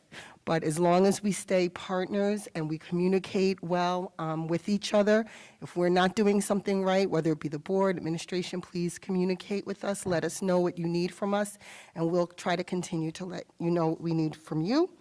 Lastly, I want to let you know that the Board of Education webpage is very soon going to be up and running. We did take a suggestion from one of our committees, working in collaboration with our community members, to purchase Civic Plus, which is a program that offers this web page ability, as well as the ability for community members, parents to opt into receiving information directly from the Board of Education. Our board page, I am told, will be live tomorrow at 5 or 6 p.m., so we're going to say end of day tomorrow. And you can see the new web page, new layout. Definitely, again, communicate. Give us some feedback on how this works for you. It's very, very simple. It's supposed to be direct and intuitive in how you use the web page, as well as please take the time to opt into receiving information directly from our Board of Education webpage. And that is all. Thank you so much for your time. And the next agenda item is our superintendent's report. So I'm going to pass it on to you, Dr. Iverson. And good evening. Thank you, trustee mayors, and good evening, Greenberg community. I have a few announcements, and I will be quick. The first announcement is relative to the COVID numbers and the increase. We heard Dr. Foy talk about it as well. And definitely the numbers are on a rise. And what we're experiencing now is the residual of Thanksgiving. And as we still are in the holiday season, of course, we are hoping not, but we are trying to prepare and anticipate the increase, or that we may have more. As he said, and as we know, the Westchester County Department confirmed that we're up every week. We're increasing about 100 more people being tested, with a percentage of those as well testing positive. Right now, no Omicron in this vicinity. We know Omicron is in New York, but none of the testing that's been done by the county has revealed that it was connected to the Omicron variant, but that's good. But we still are running against now double vaccinated persons coming up positive. So, you know, the encouragement to get vaccinated and get the booster is still being advertised nationally, and so the county, as well as the New York State Department of Ed, is pushing superintendents to just kind of mention generically that the boosters are available and they're out there, as well as we know now there are vaccines available for students age 5 through 11. So vaccination still remains the best prevention in spite of this spike. Even though we do have some getting COVID, it's still better to have it because the symptoms will not be as serious. The vaccination clinic survey that you received from me, we closed that survey November 21st. We received 149 responses, of which 67 families did indicate that they are not interested in a vaccination clinic on the campus of Greenburgh Central School District. The remaining 82 families who expressed interest in the clinic included 109 students aged 5 through 11. So we submitted these numbers to the county. To date, we have not been selected by the county to have a clinic on site. The volume is the key. The clinic now has our numbers. What they did do today, they came on site to look at our grounds to determine if we are chosen to have a clinic, where it will be, one centrally located school, whether it be here or one of our elementary schools. So I will follow up with that gentleman tomorrow, but right now we still have not been identified to have a clinic here. Right now, Marinus, our weekly testing is continuing, and through conversations with the research lab, they're going to, originally this was supposed to end, all this weekly testing, the end of this month. Because of the rise in of COVID cases and the holidays, they are going to extend the testing through January. So that's, and this testing again is paid by the research lab, so that's very good news. And we have, that testing has helped us as a district identify early cases, and so that we could get people quarantined and out of the environment ahead of time. So it is working. We're just now seeing, and we've been doing this testing since October. This is the past 2 weeks since Thanksgiving are the first 2 weeks where we've started to see cases, and it's connected to the holiday. So we now know that. So, and so we will continue to monitor. With that, we are now we're not forced, but we are improving and updating our reopening plan. So that plan is fluid. As we think we're done and ready to post it and report to the board, we get more information. We find out we need to include more, because as the disease is increasing, as our numbers are increasing here in Greenburgh, it informs us we probably need to think about another layer of prevention or another way to deliver instruction. So what we're doing now, the updates that we have so far, because I thought I'd be finished with this, I want to share where we are with that. Right now, our plan currently says that if entire classrooms of students need to quarantine, which we do have some right now in Greenburgh Central, that whole class receives synchronous instruction from the classroom teacher while in the room. What we've, and then we have added a second layer now, because we have had whole classes, now we're having half classes. So whole half synchronous instruction will be provided remotely by classroom teacher. If the classroom teacher is quarantining as well, which we have a case like that, the instruction will be provided from the teacher as well from her location of quarantine. And in cases where there's students in the classroom on the other half that are still here, we will put a sub in there to support those students while they are engaged in synchronous instruction from the classroom teacher. As individual cases continue to happen sparingly here in classes, and we will continue to provide the asynchronous online instruction or assignments through the Google Classroom platform that we used last year. We're beginning to talk about, well, we've talked about indoor sports because we're in the winter season, such as basketball, and so we have had to put a hard stake in the line grass and say, spectators, we definitely have to limit who's entering our games, because we as a district cannot control the vaccinations of spectators, even of our students. We have no data on how many of our students are vaccinated, or how many of our parents are vaccinated, or how many of our spectators are vaccinated. So with that, not having control of that, we have to monitor who enters our buildings. So for basketball indoor sports, we are limiting spectators to 2 per athlete, preferably parents, of course, but 2 per athlete. And if one parent can make it and another can't, a sibling can accompany the parent, but still 2 spectators per athlete. No outside spectators will be permitted into the gym to witness basketball. It's unfortunate, but we need to do that. And I will tell you, this is just not unique to Greenburgh. On all of my calls with other superintendents, this is the model all of us are using to protect the athletes so we don't have to shut down winter sports. We want our students to engage in this, but we still must, and we want them to have their families there. So that's what's most important, that their families are able to see them for that. During the sport, mask wearing and social distancing, we will continue to do the best we can, but those in the gym spectating the sport will continue to have to wear masks to enter the gymnasium. Spectators and visiting teams will not be permitted to attend, nor can we go to their buildings. And they're not permitting spectators to come in. Some districts are even permitting spectators to come there to show their vaccination card. We are not doing that, but no spectators can come into our gym. And for away games, I just mentioned that. Now, swimming and fencing, for example, some of those venues are requiring that if we participate, that our students are vaccinated. In cases like that, we're not going to penalize any student. They can still be on the swim team and the fencing team, but when we go away to venues where they must be vaccinated, and if they're not, they will not be able to participate in that event that day. They're still on the team. They participate here and in other venues that don't have that stipulation. But they must adhere to the protocols not only here, but we must also adhere to protocols where we go. And there are some indoor places where we do take our students that are requiring they have vaccination. So that is one exception where the student must have be vaccinated or not be able to go. We're going to apply this to our indoor concerts as well. Spectators, you notice the tape on the floor. We're getting ready for that. Again, 2 parents, two family members per singer, per athlete, per participant, no outside. And we're going to scaffold those concerts so that we do chorus, those parents get to see chorus, those kids leave, band, those parents see band, those kids leave, so that it's scaffolded by talent. So we're not all together. So those are the steps we have in place.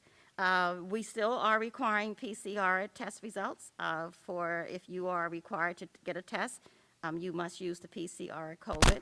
And for CDC guidelines and travel, we sent something out to faculty and staff, but for parents, we will be adding into our update or our plan information on travel. We added a whole new section on that, and basically we will be following the CDC guidelines that recommends what you do for if you're unvaccinated, if you travel. And so that will be what we'll be doing there. What I wanted to also share, I think that was it. No, that was it. That was all of my announcements. Okay, thank you. Okay, thank you so much, Dr. Iverson. Any questions or comments from board members at all? I have a question. Yes, sir, Trustee Pineda? Superintendent Iverson, how are we accounting for district families that want to attend an event like you mentioned, and they have a sibling that's already enrolled in our school district, and they can't arrange childcare? Those families now can't see the event. Is there any accommodation for that, since those are students that are already in the district and already in our buildings? I didn't hit the bet. Is there any accommodation For that situation, right, where you have parents and you have children that are in our buildings already, they're already students, they're already enrolled, they're already here every day, right? And they want to see their sibling in, as you mentioned, the concert, or that's already narrowed down by musical specification or whatever. Is there any accommodation for those siblings that are already in our buildings to be able to attend so that the parents can attend? Because in many cases, parents can't arrange childcare in this current scenario. Is there any accommodation for that, or that means basically the family can't go?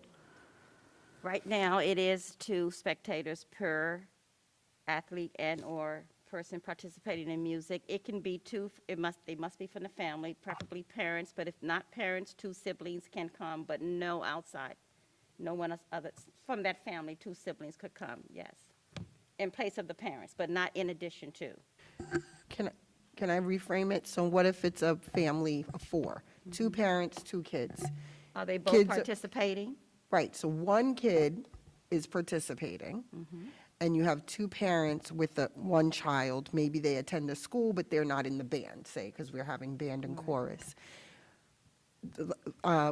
Trustee Pineda is saying is maybe they don't have the childcare. So let's take another school, a younger school maybe. Those two parents are going to come to see their child perform, but the third person, child at home, is too young for staying home alone. That family would not be able to attend. Is that correct, Trustee Pineda? Okay. And unfortunately, it's still two. So in cases like that, this is the place where we do the best we can to support our families. We just cannot accommodate that. We cannot control who's vaccinated, and so if two parents come, or one can't come, and there's a child home, perhaps one of the parents will have to stay home with the child. We're not permitting 2 plus a sibling. Okay, any other, Trustee Washington?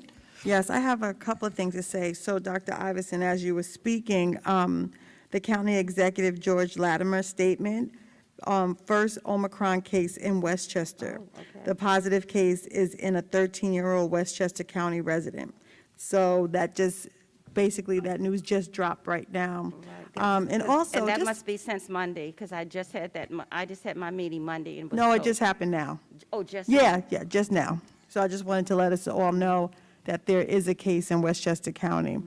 Number two, I just have concern in reference to our deep cleaning procedures in our buildings. So as we are having our sports and as we are having our assemblies, just what is the deep cleaning process? Because I am a little concerned also in reference to how many custodial staff members we still, need to kind of acquire. So can someone just explain how we are deep cleaning in each and every one of our buildings? Lisa, can you talk about that? So you are correct. We are down at least 3 to 4 cleaners or custodians. That ad has been out, and I do know that Mr. Falcone does have some interviews coming up. We have gotten some people to respond to our ad, so hopefully we'll be able to add to the staff. We do have those spray guns that they use at night after they're doing their cleaning. We're trying to get as many rooms done with spraying of the disinfectant within the room. There are some things that we have had to stop, such as wiping down the door handles or the push bars continually. We used to have someone who could walk through the schools and, say, after a period, go and wipe those things down. We're not doing that as consistently because we are short of staff. But we are still providing masks and gloves. Every principal has a inventory in their buildings that they can utilize for that. And hopefully when we hire these 3 or 4 people, we'll be able to get back to normal. And Dr. Iverson, this is just a question for the future because, we know different things are happening with COVID and our cases are going up just in general all over. Would you, and you don't have to answer this right now, and I guess with Dr. Macaluso also, would you consider after the Christmas or the holiday break having students home for like maybe a week or week and a half due to the holiday? It's just thought. You don't have to answer it now because I don't want to put you on the spot. But just wondering, knowing what the effect of Thanksgiving was, now we're coming up with more holidays, do we as a school district look to say we stay remote for a week after, try to prevent some of the spread, and then giving parents enough time to make that accommodations with their employment, different things like that. I'm not asking you to answer it right now on the microphone, but I'm just bringing that forward.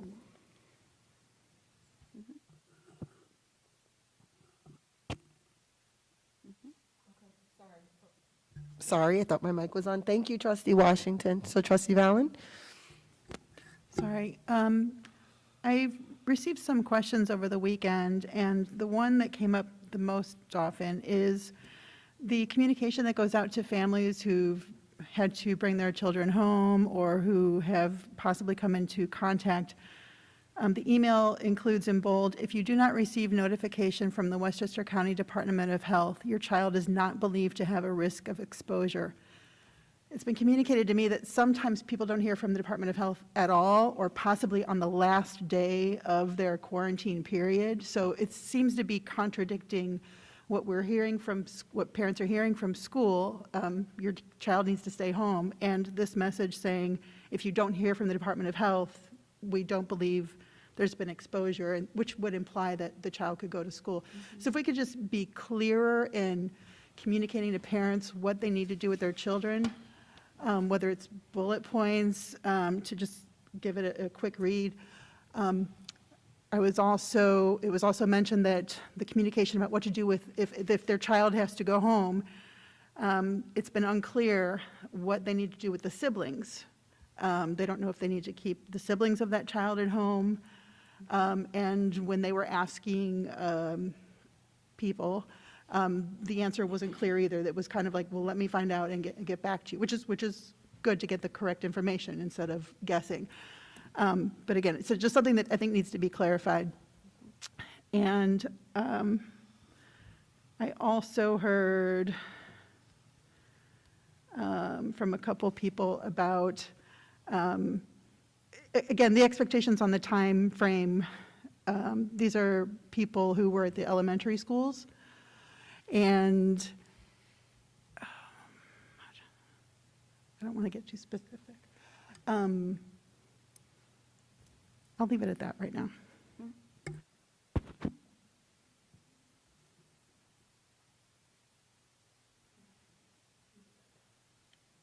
sorry, I didn't hear you.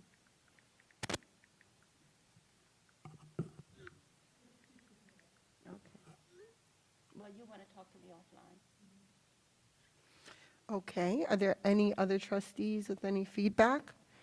I wanted to ask about the sports, Dr. Iverson. I want to try to keep sports open as long as we can. I'm wondering, and so if we have 2 people that are allowed in, I'm wondering, does it make sense to ask for proof of vaccination to go into a sporting event, or if we don't want to block out people who maybe don't have a vaccination, a negative rapid test or something to show that at the door? I know some schools are doing that. Is that a little extreme?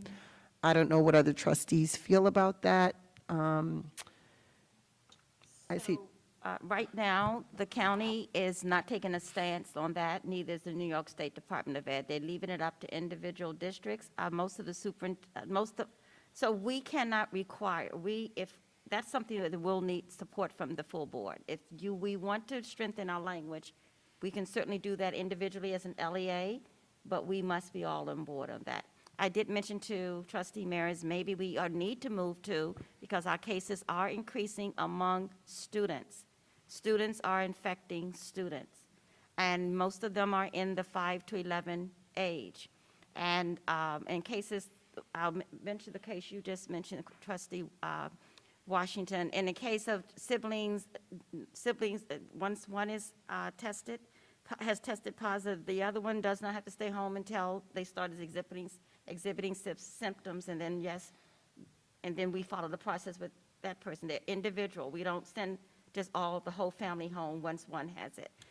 But it has always ended up happening like that subsequently, one in a family, then with the sibling, and so forth. And so that is a decision we can make collectively. If we want to require vaccines to come into the games so we can allow for more spectators, that's a discussion we can have. And or if we want to require, right now the Miramis testing is by consent only of students, is not required.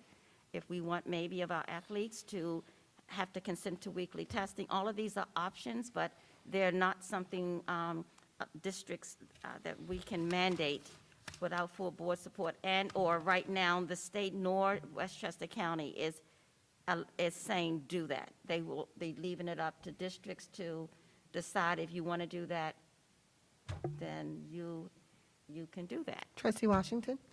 So in reference to the question about vaccines, I think maybe our language should be to our families, if you volunteer, to show your vaccination card, right? Because there's some people who do not mind showing.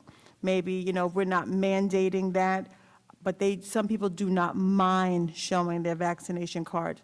I am also in support of, not a PCR test, but a rapid test. If you want to come to the games, like Trustee Pineda said, like if I have a family of 2 and 4, if I have 2 children and I don't have babysitting, but I'm willing to get that rapid test to show that we all are negative, can we come to see our child play whatever sport they're playing?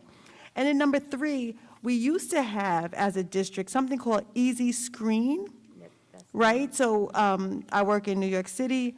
Every day, I have to do a health screening via my phone before I can enter the building.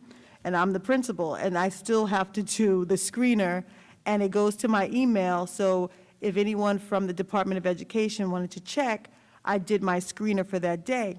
So if we're also having families come in, it takes that moment in time to look at the screener, to answer a couple of questions. It doesn't have to be a long screener.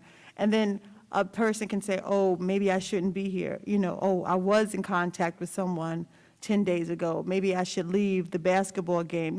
Just that time to say, I'm taking an extra step to go into the basketball game.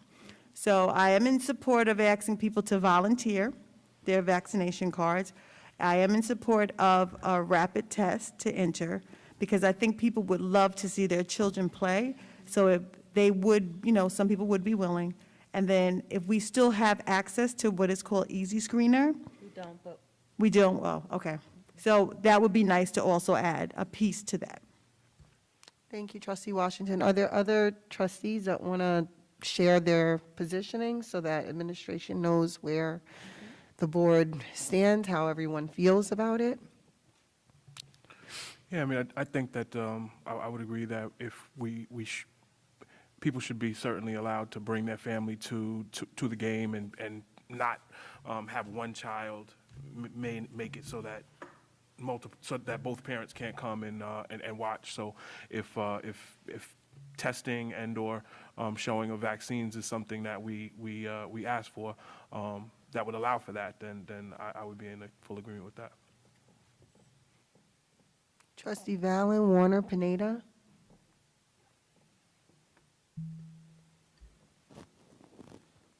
So I assume that you're making this, there'll be a balance between the number of people in the room and you're setting a limit that way, and so you're setting up some kind of equivalent factor that's supposed to protect you as much as having that limitation on the number of people in the room, right? So if you can show me that the balance is as good or better with any of these other methods, then I'm willing to go for it. And when you're talking about the balance, David, you're talking about like a maximum amount of people, correct? Right, so you've got to, and I don't know how to do the numbers. I myself don't know how to do the math of quantifying the relative risk of one versus another. We have to think about that a little bit. But yes, if you can find another equivalent way of reducing the risk to the same level you have with that number of, that limited number of people, then yes, I'd be willing to go for that. Thank you. Trustee Pineda, Valen?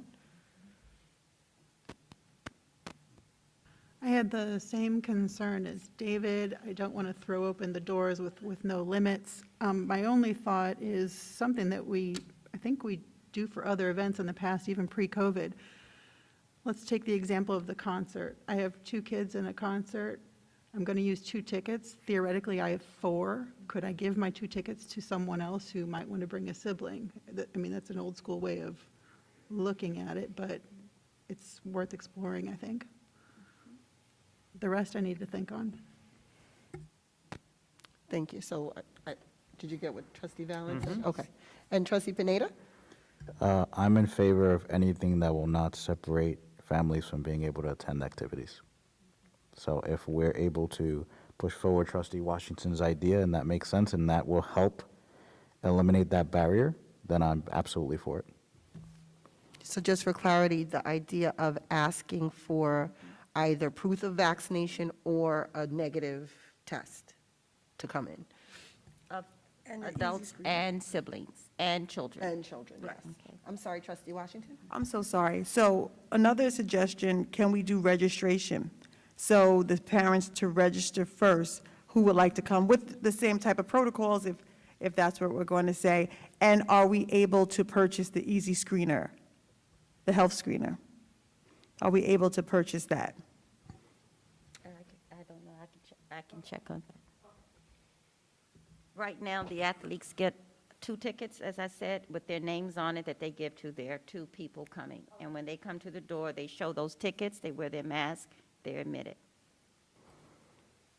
Trustee Pineda? Just a clarification question, Trustee Washington. You're looking for an health attestation form, essentially, digitally. It doesn't have to be easy screener, so, right? That, I just want to make sure that's clear. So, Dr. Iverson, if you find there's some issue with easy screener and there's something else that can do it, it's fine, too. And I do have an attestation form. I do have an example of one. Or equivalent. Trustee Valen? Not to belabor the point, but I believe in one of my first meetings on the board, I did see a bill that was paid for Easy Screen during the summer. I believe we paid for that in advance for this current school year. If that could be confirmed or denied, that would be useful, I think, to this conversation. I think I remember that conversation, Trustee Valen. I did too. I remember you bringing that up. I've already been in touch with Mr. Ramirez by text, and he's going to verify it tomorrow for me. Awesome, thank you so much. And just to kind of close out the conversation, our attorney is here. Carol, the things that you've heard us talking about, are any things legally not possible? Okay.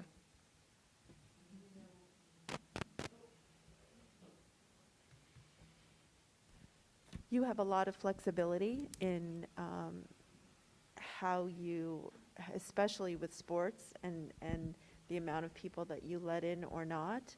And, you know, it sounds like a lot of good ideas are coming your way. So we can certainly look into them further, but there's no limitations on what the board can do, especially with, you know, things like extracurricular activities. Okay, great, thank you so much. And we're going to move forward. If there's no one else pressing to speak, we're a little behind on time. The time is now 8:54. Next, we have item A7, Assistant Superintendent for Business Report. Thank you.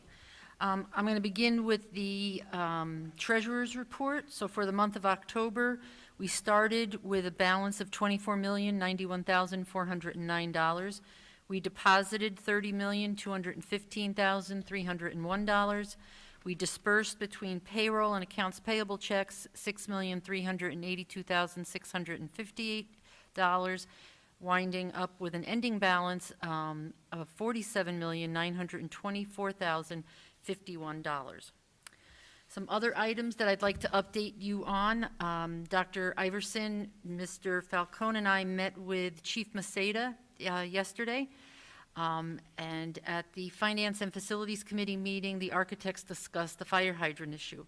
We met with Chief Maceda yesterday, and he's requesting the Board of Education's permission to work with our architects to create a cost-effective plan that goes beyond the bare minimum repair of the water mains and fire hydrants. The repair plan, as it exists now, would replace the broken equipment and creates a strong backbone, but doesn't improve the safety and won't save the district on insurance premiums. If we just repair what is there, we will be replacing the 1960 piping with no upgrades. This Thursday, Mr. Falcone is meeting with Chief Maceda and the Town of Greenburgh Water Department to discuss this a little further. As far as the district-wide safety plan is concerned, I did a training today with a representative of BOCES, since I'm now the district safety plan officer.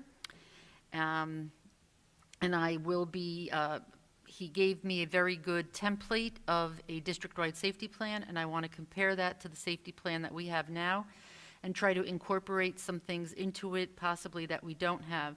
Once I create that and get a committee formulated, reaching out to the people who were on it last year to see if they're willing to serve again, then we will have a committee meeting to review and discuss the existing plan so we can move forward.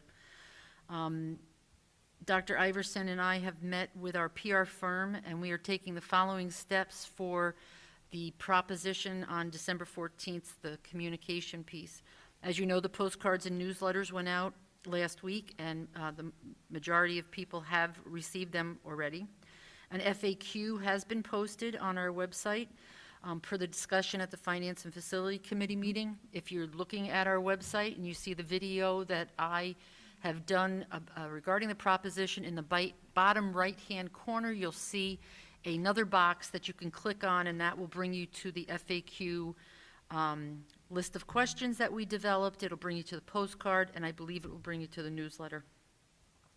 And as Mr. Warner stated, that this Thursday, December 9th at 6 o'clock, we're going to do another presentation and field any questions that the public may have. We also will be putting an ad in the Journal News advertising the vote, giving a brief description, and directing any voters to the district website to review the newsletter, postcard, and the FAQs. That will run every day, I believe, beginning Saturday until the day of the vote.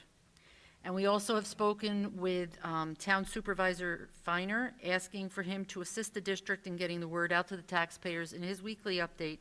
I heard from him today, and he has put it on Facebook, Nextdoor, and if you go to the Town of Greenburgh website, you will see that there is a link that you can see what we've written, what will be the ad that will be in the newspaper. After-school transportation began on November 29th. We are busing students for extracurricular activities at 4:30, and then we were doing a 6:30 sports run. Since there are not a lot of students who are taking the 4:30 extracurricular bus, we have moved some of those buses to 5 o'clock, so that there'll be a 4:30 for those clubs to take students home, and then there'll be 2 sports runs, one at 5 and one at 6:30. And again, all students that ride the buses have to have a pass from either their advisor or their coach in order to ride the bus. And lastly, Mr. Falcone and I are conducting walkthroughs of all of the buildings with the principals or directors to review their building and bring any immediate concerns to our attention. We're doing this in preparation of the upcoming budget season and future projects to be done. That's all I have. Thank you, Ms. Raymond. And next we have, oh, sorry, are there any questions? Trustee Washington? I was going too fast.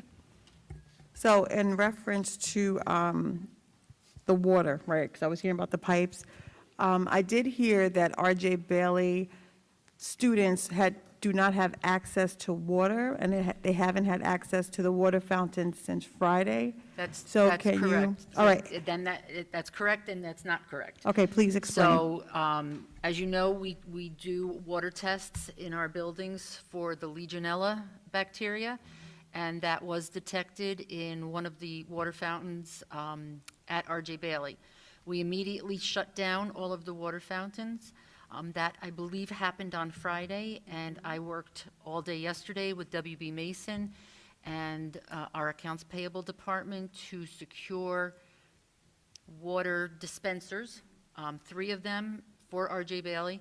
They are on order, but in the meantime, what I did was I took 2 water coolers from central office, put them at R.J. Bailey, and gave them a supply of water, as well as R.J. Bailey also had bought 10 cases of water for students.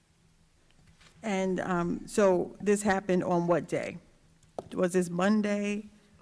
Because this happened on With the water? Friday. Yeah. With the wa- Friday, I think. So Today, Friday you shut it off? today's Tuesday? I worked yesterday, Okay, all day yesterday to get W.B. Mason and we got that ordered. okay. When I found out that it couldn't be expedited in an emergency situation, that W.B. Mason couldn't provide that for us.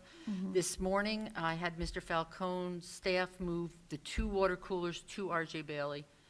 And last night, Principal Rossi bought 10 cases of water so that the students would have it. And then the last question, was this communicated to the parents in a letter? That I am not sure. I'd have to ask the principal. Okay. Can you please find out for me? Sure. Thank you. Can we, yes, and after you talk to the principal, can we just make sure to always get the communication to the parents? Something like this is helpful. I talked about parents being collaborative, being partners here. Helpful if parents know about this, because if we know, we can make sure to send in water bottles with our kids. You know, those of us who maybe I buy water bottles at home from the large bulk stores. I might send one in with my kid if I know that the water isn't working at the school. So that's helpful if there's good communication there. Any other trustees, Valen? Sorry if I'm jumping ahead. I don't know if we were going to cover the corrective action plan now or before we vote on it later. We can talk about it now if you need to. What do you want to talk Well, about? I thought sorry to put you on the spot, were we going to have a 5-minute presentation to the board on the response? Well, let's district see if there's responses? any further questions regarding her business report first. Are there any questions, trustee Warner? The last letter, the last notification we got, the fire alarms were going off at Highview last night. Do we know how that was resolved? Yes, the fire alarms did go off at Highview last night, and I haven't gotten a report on what exactly happened. But is Mr. Mastrangelo here? No. Yep, he's right there. Right. do you- So is there any update Do you for us? have any updates on why the fire alarms were going off?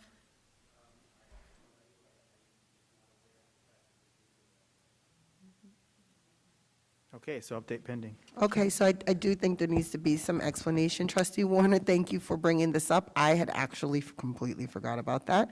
So the Board of Education is made aware of certain emergencies that do happen in the district. Our superintendent communicates with us often.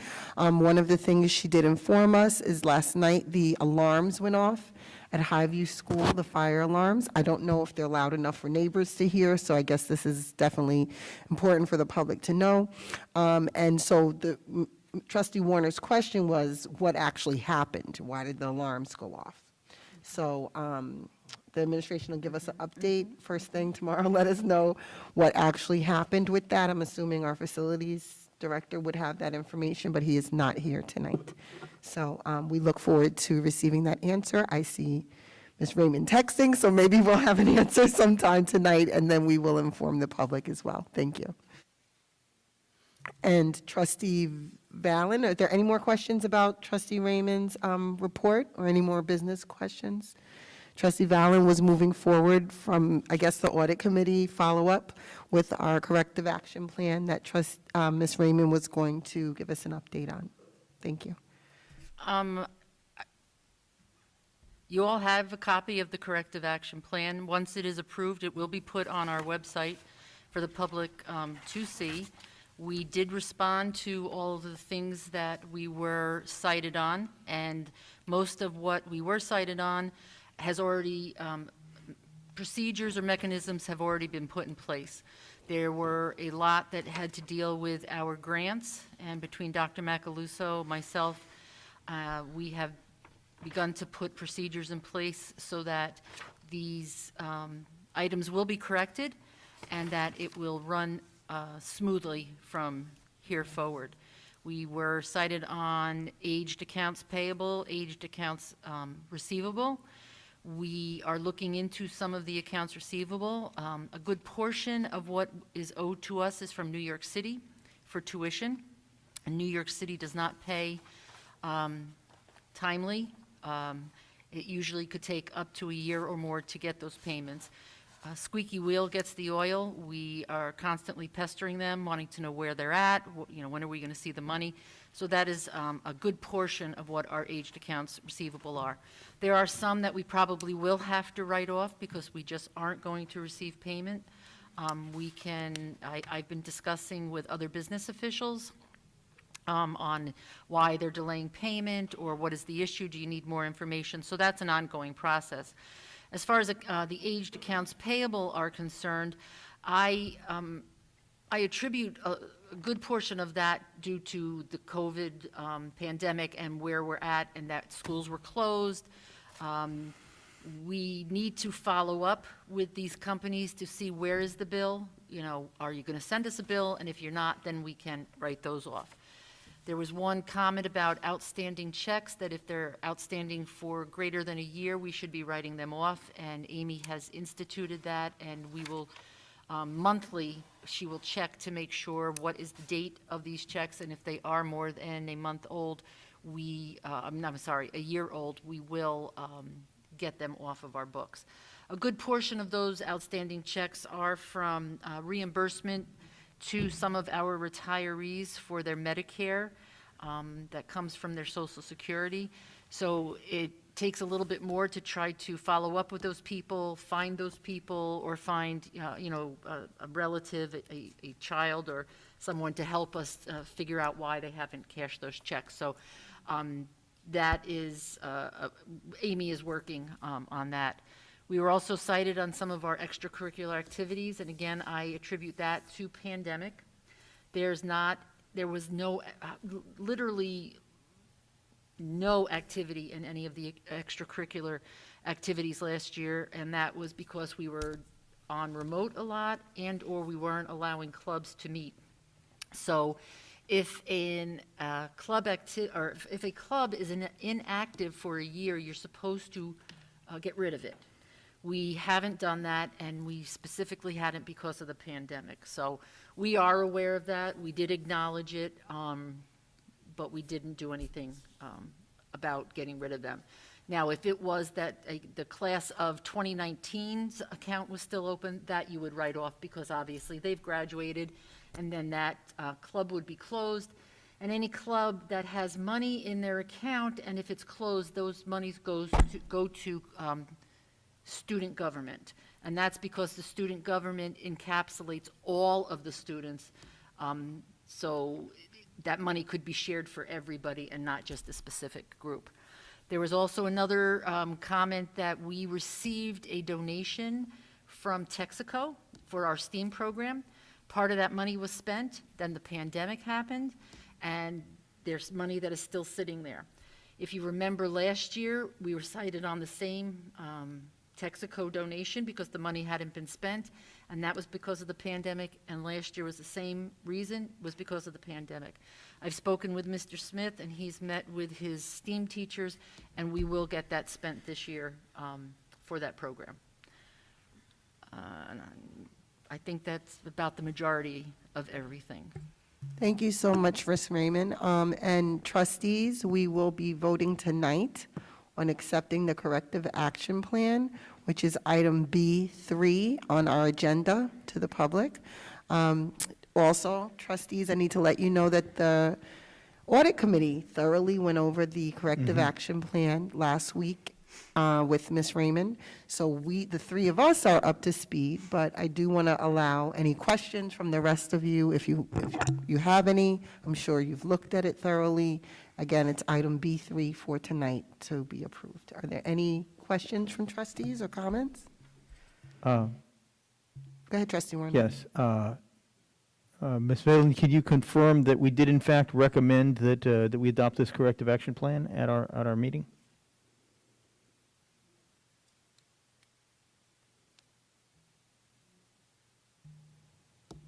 Yes, sorry, let me pull it up.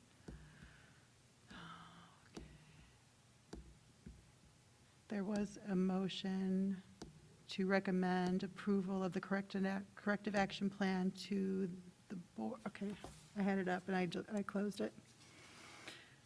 Yes, we moved and approved the acceptance and recommendation to the board to approve the corrective action plan as submitted and amended last week. Thank you. Thank you. Thank you, trustee Valen. Any questions from trustees? If not, we'll move on. Okay, next item on our agenda is Assistant Superintendent for Curriculum Instruction and Personnel, item A8, Dr. Macaluso. Good evening, everyone. So the first update I'd like to provide to the board and the community is that we continue to have ongoing conversations with the middle high school administration and their team regarding International Baccalaureate and Advanced Placement Program. And since we've last met, the high school administration and I with their team have identified a three-pronged approach to the International Baccalaureate and Advanced Placement initiative and how we can strengthen that in the district. The first one is we're bucketing that as communication and awareness, and what we'd like to do is look at showcasing some of our former students who have matriculated into college and have earned college credits as a result of completing coursework in Woodlands Middle High.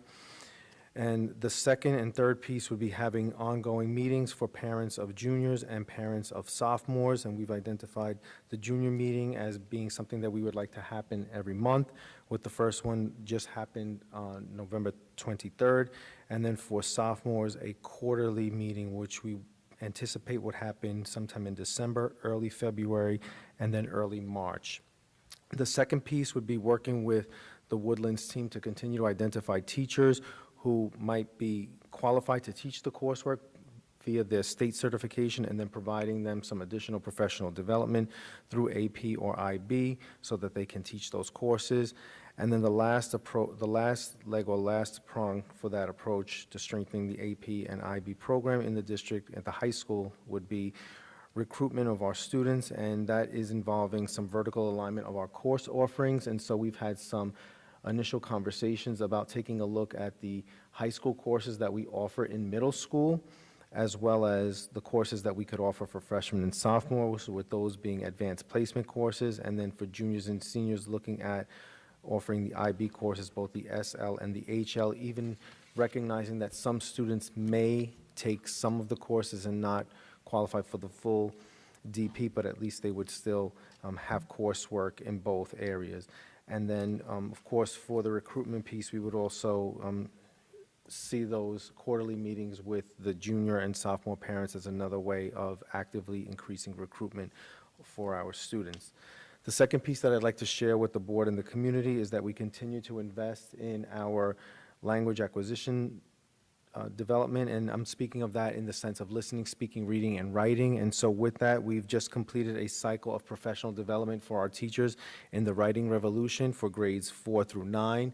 And so what that means for our community and for our parents is that you should continue to see your students writing in all genres and writing engaging in writing so that they are developing at their own pace based on their own needs. And at the next Education and Wellness Committee, I will share some of the data as it pertains to the Writing Revolution and how that information is being used to triangulate or give us some more information with respect to iReady data and the New York State assessment data that we have. And then finally, the last update I'd like to provide is that we recently had the district-wide psychologist start, and so we've had some initial conversations about what our district-wide approach to SEL would look like, embedded with the curriculum, not as a standalone or not as a separate piece of the curriculum. And so we're having some ongoing conversations about programs that we already have in place at the lower grades and whether or not we would develop something on our own or look at a program that exists already that we might purchase for that. Thank you. Awesome, Dr. Macaluso. Any questions, feedback, comments? Trustee Pineda? Thank you for that update. The one question I have, just a clarification, I think you alluded to it, but I want to be clear for myself. It sounds like some of that vertical realignment that you're talking about is essentially focusing on the middle school and setting them up to be a feeder program into the advanced programs when they get to the high school. Is that correct? That is correct. Thank you. Trustee Washington? Okay, so I have a question in reference to the International Baccalaureate Program. We're doing a lot of focusing on our middle and our high school, but we are International Baccalaureate, right, from K to 12. So where is our focus when it comes to the elementary schools? Also, I know you have a lot of knowledge in this, so I am going to just request that some of your conversation, as you continue to have it with the principals, is around culturally responsive, sustaining education, making sure that all of our students have windows and mirrors as they walk through these hallways. They see themselves, but not only themselves, they get to see others and understand others. So as you continue to work with International Baccalaureate, because that really speaks to a certain group of students, unless we're going to make International Baccalaureate for all. But if we're not doing that at this time, we need to really make sure that all students have rigorous instruction. So I know you have a lot of background in that, so I'm going to really ask you to start to bring that forward to, to this district. So I really, really, really, really appreciate that. Also, when you were speaking about the data, and I know we received this in a board packet prior to you coming, but can we also speak about the data with our high school? So the region scores, the advanced placement scores, and things like that when you bring the data to the Educational Wellness Committee, and we might have to change the date, but at least we will have that information, so that'll be a great help. Thank you. Thank you, Trustee Washington. Yes. If I may, President, so thank you for that piece of information. That is something that I should have added. So the conversation about IB for all was actually the foundation of the conversation that we had with the high school administration and their team. And so the pathway that Trustee Pineda asked me to kind of clarify, that is intended to be that focus so that we can continue to identify students who have the potential but may not recognize that they have the potential, or may have an interest but not yet have identified the interest.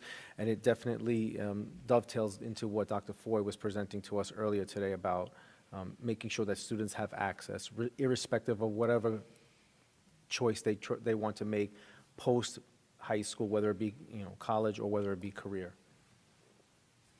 Thank you. I did have a comment about the IB. I'm going to push you a little bit. Looks like you're doing a lot of work already, but I just want to push you a little bit more to try to get that information down lower than the sophomore year. I definitely think that a nice middle school presentation and informational, I was a middle school parent, and I was constantly told, you'll learn about it later, you'll find out about it later. I inserted myself into meetings anyway, but in general, the middle school parents aren't given a nice, robust bit of information about IB, which is what we want, because we don't want them going and looking off at private schools and other school districts that have different offerings when they can get it right here. I would even challenge you to talk to some R.J. Bailey parents and get some information down to them early on. And I know that's not the priority, of course, because you want to hit those sophomores that are coming right into the diploma program. But I think pushing that information down and feeding it and not really asking parents to wait on that information, because when parents are looking at other school options, they're not waiting. They're talking to other parents. They're looking at these private schools. They're looking at moving. They're looking at all these options for them, for their children. They should learn about the options right here in Greenburgh. So that's a little challenge for you. Trustee Washington? And I'm sorry, you spoke about professional development for the teachers, but it would be great if we can invest in our administration, if we can invest in our superintendent, our assistant superintendent, and our principals, so that they also can have professional development around, IB. It's really just hopefully, maybe in another year, you can go somewhere to a conference where you can really get to talk to other people who are doing international baccalaureate in other states. And it's just really, we all know what professional development does, but I would like you also to know my hopes, and I hope the other board trustees are thinking is, we want to invest in you too. So it's not, we want the teachers, yes, but we want to invest in our administrators so they also can be the leaders when it comes to the International Baccalaureate program. Okay, thank you. I think we're going to move forward. The next item on our agenda, I could follow my papers here, is item A9, which is a discussion on the board retreat. So trustees, we have a retreat coming up December 18th. We had agreed on 10 to 1. However, one of our trustees does need to leave at 12, and I've asked for us to move the time from 9 to 12. I just wanted to get a temperature from you guys. Does anybody have a major issue with that? Yes, trustee? I'm fine with it.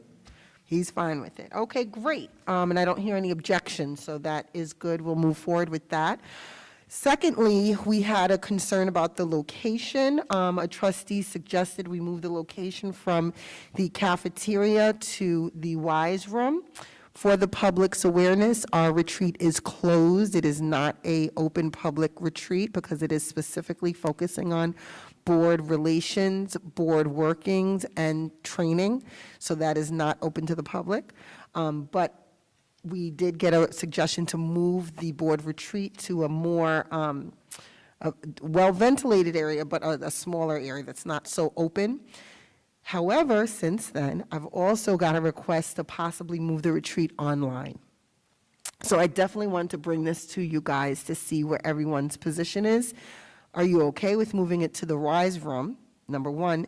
Or number two, would you like to have the retreat online, given the rise in numbers and the recent rise in numbers in COVID? So, Trustee Washington. So in reference to the numbers that are rising in the buildings, I think it's just safer to be online. I would rather us be in person because, it's always nice to be in person. But due to what we're seeing in our school district, I just think, honestly, virtual is better. That's my opinion. Thank you, Trustee Washington. Can I hear from everyone? Trustee Pineda? It looks like you're going to go down the line, so I might as well start. I go back to our superintendent, and in the past, she mentioned, where possible, to take advantage of virtual meetings to decrease transmission rates. I think this is the exact time we should be doing this. So yes, I support that. Thank you. Trustee Werner? Virtual. Trustees Thomas and Valen? I'm fine with virtual. You're fine with virtual. Trustee Valen? Well, I'll be the outlier here. I don't think there should be a different rule for us than there is for our students, so I would prefer in person, but majority rules. Okay, and I actually would be in person too, although I am very concerned about the numbers and transmission. I think there's some things lost in being online. You lose that persona, you lose the body language, et cetera, but majority rules, and we have 4 votes for, or not votes, but opinions to have the retreat online, and I do know that our superintendent would prefer as well that it's online. So if we add that one, that would be 5. So we will be online for Saturday, December 18th from 9 to 12. I guess you'll work with our technology department, and also we'll talk with Dr. Coles so that he's aware as well. Okay, great.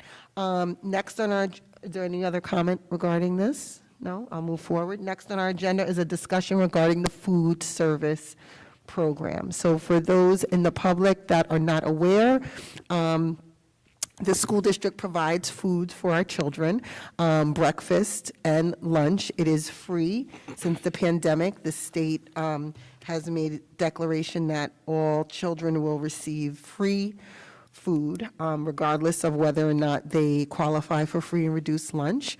Even our Head Start children, it's actually something that we are clear that we provide 2 wholesome meals to them every day. That's breakfast and lunch, and that's a federally funded program. Just in the last 24 hours, the board received 2, actually probably more than 24 hours, but the last 2 days, we've received 2 emails from very concerned parents regarding the food service and what type of food was given to our children that went home early one day. So this is a major concern. Since receiving those emails, I did hear from individual trustees that had heard additional stories over time about the quality or lack of quality of food that our children are served. And so this is now a discussion at the board level with concern about the food that our children receive. It is important for us because we do approve the contracts for foods, and we ultimately are the governing body for the school district. So does anyone have any questions, comments? I see Trustee Warner's hand going up, but he looks like he's deferring to Ms. Raymond. So if Ms. Raymond could clarify. Okay, so we saw basically food, things like frozen hamburger patties being sent home with ECP Yes, level and children, right? I So can- that's obviously unacceptable. I can address that. Okay. Okay, so Dr. Iverson and I had a meeting today with Aramark asking why did frozen hamburger patties go home with the students? On half days for ECP, Aramark sends home a bag lunch with the students. It can either be a sandwich or something else. Last Monday, the 29th of November, he sent home a bag lunch with the students because it was a half a day, and that was frozen fish sticks. The whole idea is that when the students get home, that their parents could cook it. This past Monday, he sent home frozen hamburgers, and that's when you started getting the emails. Mr. O'Grady had indicated to us that prior to sending anything home, he consults with ECP to get approval for what he will be sending home. But since then, with our conversations with him, we have now instructed him that on a half-day, if he is sending home a bag lunch with ECP students or any students, that it will not be any frozen food. It will be a sandwich that can go home with the student. Trustee Washington? So I have a question. So if that's what Aramark thought was the best way to send frozen food, right? Did they communicate this with the parents? So if I'm a parent and I have communication, understanding my frozen fish stick are coming home, because and then I can warm them up, then I have an understanding. But if I get a frozen hamburger and there's no communication, then I'm gonna send emails and I'm gonna, be irate. So was there communication from Aramark to the parents? I don't believe there was communication from Aramark to the parents. It was Aramark to ECP. I would think that ECP should have sent something home with the students to let parents know that this was coming. So Aramark made the decision with administration, and they should come together and they should communicate to the parents, because it's not the director of ECP who is bringing the, frozen hamburger. It's a conversation that they had together. So it just makes sense district-wide. We're alerting our community of what we're thinking together, collaborating together with one letter that can come from ECP, but Aramark should have some type of part of this also. Because I'm sure the director didn't go, hey, you know what, let's send some frozen hamburgers. It had to be presented from the Aramark. Exactly. It was Right. presented from Aramark to administration and/or her designee, her representative in her absence if she wasn't there. But since then, we have made the decision that no frozen food from this point on will go home with students. It will be a sandwich, a bag lunch that will include a sandwich, no frozen food. Are there further queries about the quality of the food that is there? For example, we had some complaints about sugary cereal for breakfast and that sort of thing. We did hear that today not from Aramark, but from ECP. And I will be meeting with Gary O'Grady to review the menus, breakfast and lunch, and we will go over it that way. I also have addressed with him and will do once again, or as a reminder, that he needs to be inspecting the food that is being sent to all of the schools to make sure that they are fresh and not overripe, that kind of thing. All right, thank you. Any other trustees? Trustee Pineda? So, historically, we've heard issues about food for a while now, prior to any of you arriving, so I'm sure this is still new to you. The range of issues reported have varied from, to what Mr. Warner just said, levels of sugar, or the fact that French fries technically are a vegetable according to the FDA, I believe, because it is a potato. Things like that, and we've heard in the past, well, other districts use Aramark and they have different quality food, and why can't we have the same type of food that they have, et cetera, et cetera. And when that's been raised in the past, the response has often been, it's a two-scenario issue, right? Because we can get the same food that other districts could at whatever rate they can get it and all that, but at the same time, it's also what will our children actually eat? What will they consume, right? Because you can put out, we've seen it at home, right? You can put the most nutritious meal on the table and your child may choose to not eat it. So I think there's a little bit of a balance in the conversation that needs to be taken. But yeah, if you can have any conversations around that, that will be helpful. I'm sure that there are many parents that would love to have a little more healthy options if possible. Thank you. We did speak with him today about the quality of food and wanting to see better quality. I spoke specifically about the food provided Superintendent Conference Day and gave him some constructive feedback on that. So this is an ongoing conversation, but I think he heard us today very loud and clear. Thank you so much, Dr. Iverson and Ms. Raymond.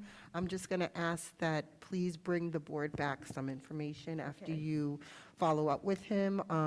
You know, we need to know if there's a financial reason that the quality of food is what it is. I'm very concerned because with COVID, you know, a lot of families are struggling financially.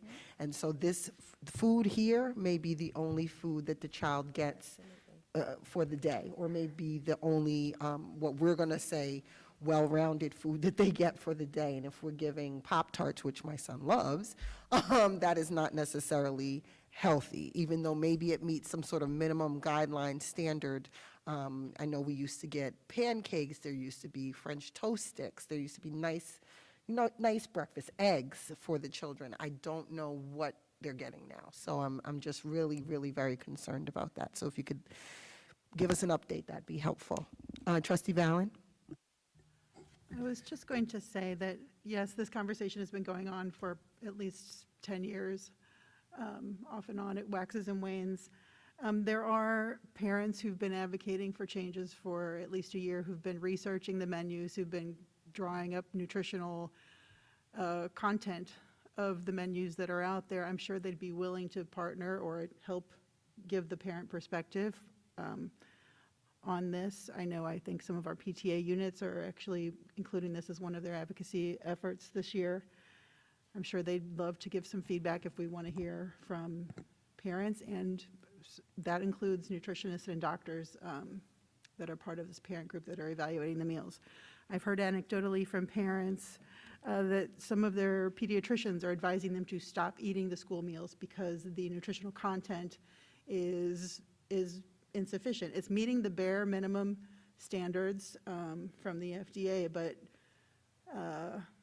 you know, if your child is diagnosed with an iron deficiency, you know, that affects behavior, that affects your ability to study, and I think we need to ask more than the bare minimum if possible. As an example, if the menu is going to include a chicken drumstick, could we get a chicken drumstick that has a little more meat on it and less breading? Sometimes it's more breading and carbohydrates than the protein in the meat. So I think we should also possibly welcome a conversation in the Education and Wellness Committee around this topic. I know some parents have been asking for that to be covered. So I'd just like to put the bug in that committee's ear to possibly cover that. Thank you. Trustee Thomas, I see you moving. No, she actually mentioned what I was going to say, either at the Community Engagement Committee but probably even better at the Education and Wellness Committee. Perhaps if some of the parents that have done some of the research and things to that effect, it could help us to deliver something to administration that, you know, that potentially it can act on. Thank you. Okay, Trustee Washington? The last thing I'm going to say, like Trustee Valen and Trustee Pineda said, this has been a conversation for, I think, over 10 years. And one of the issues, you know, it's said by the district, if we want better quality food, we have to ask parents for more money. And if we do a survey of what the students eat when they call out for all the other restaurants to come in and the money that they're spending, I'm not saying that we do not have a population that might struggle, but we also have to recognize that parents want more for their children. And if they have to pay $1 more, some of the parents, and most of the parents, if we did a survey, probably would do $1 more for their students, for their children. So I really want us, I thank you for that. I'll bring it to the chair, Trustee Dragic, because I think we need to stop talking about it now and actually do something about this. This is way before you, Ms. Raymond and Dr. Iverson. It's just time now. Okay, thank you. So we're short on time. We're 9:36. We had a 9 o'clock appointment. So next on our list, I think moving ahead.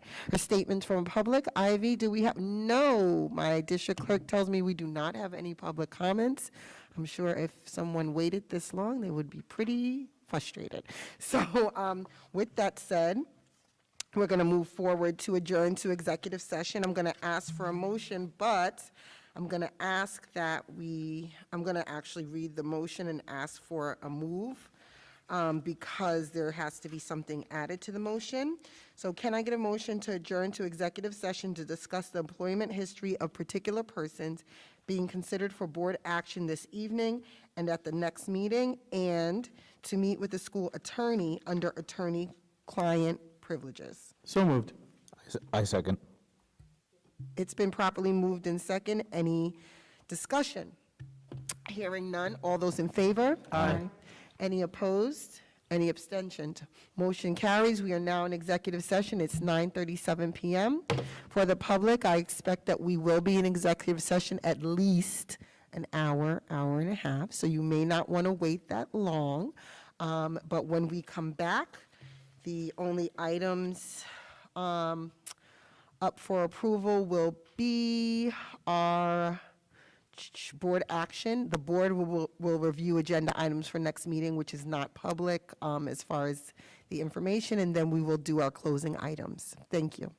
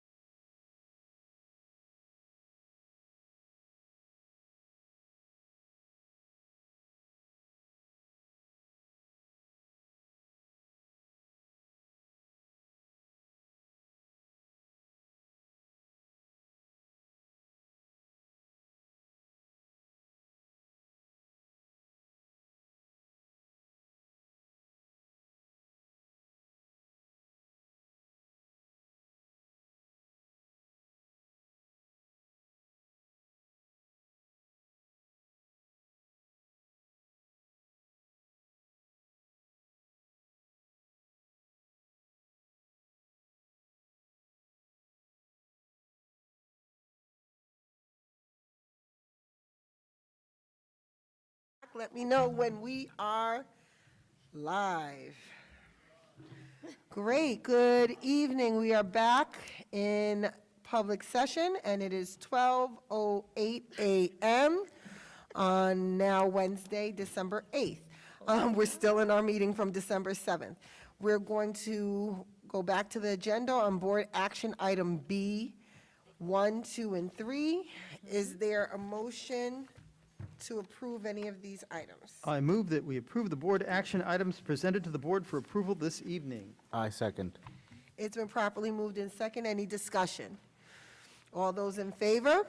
Aye. Aye. Any opposed? Any abstentions? Motion carries. Let's move down to, hold on. New business. Yes, I'm getting to it. I'm turning pages. Let's move down to new business. Sorry, closing items. Item D1, work session approvals. We just did that. We did that, I'm sorry. D2, new business. Is there any new business for the board to discuss? No, the only thing I'm going to, and it's a little early, but I am going to mention, because last year was an issue, that we do have information open in January for parents that want to bring their kids to ECP. I believe the date is January 11th, if I have that correct. So I'm going to try to bring that up every meeting, just keeping everybody aware to get ready. If you have a 3-year-old and you're interested in bringing your child to pre-K here in the district, it's a great move. All of us here have done it. And, I'm sorry? 4-year-old. Well, you have a 3-year-old this year. Next year, you have a 4-year-old. True, true. So if you're 3-year-old now, next year, for next September 2022, start looking at January 11th as the informational for ECP. It's on our district calendar. Is there any other new business? No? Hearing none.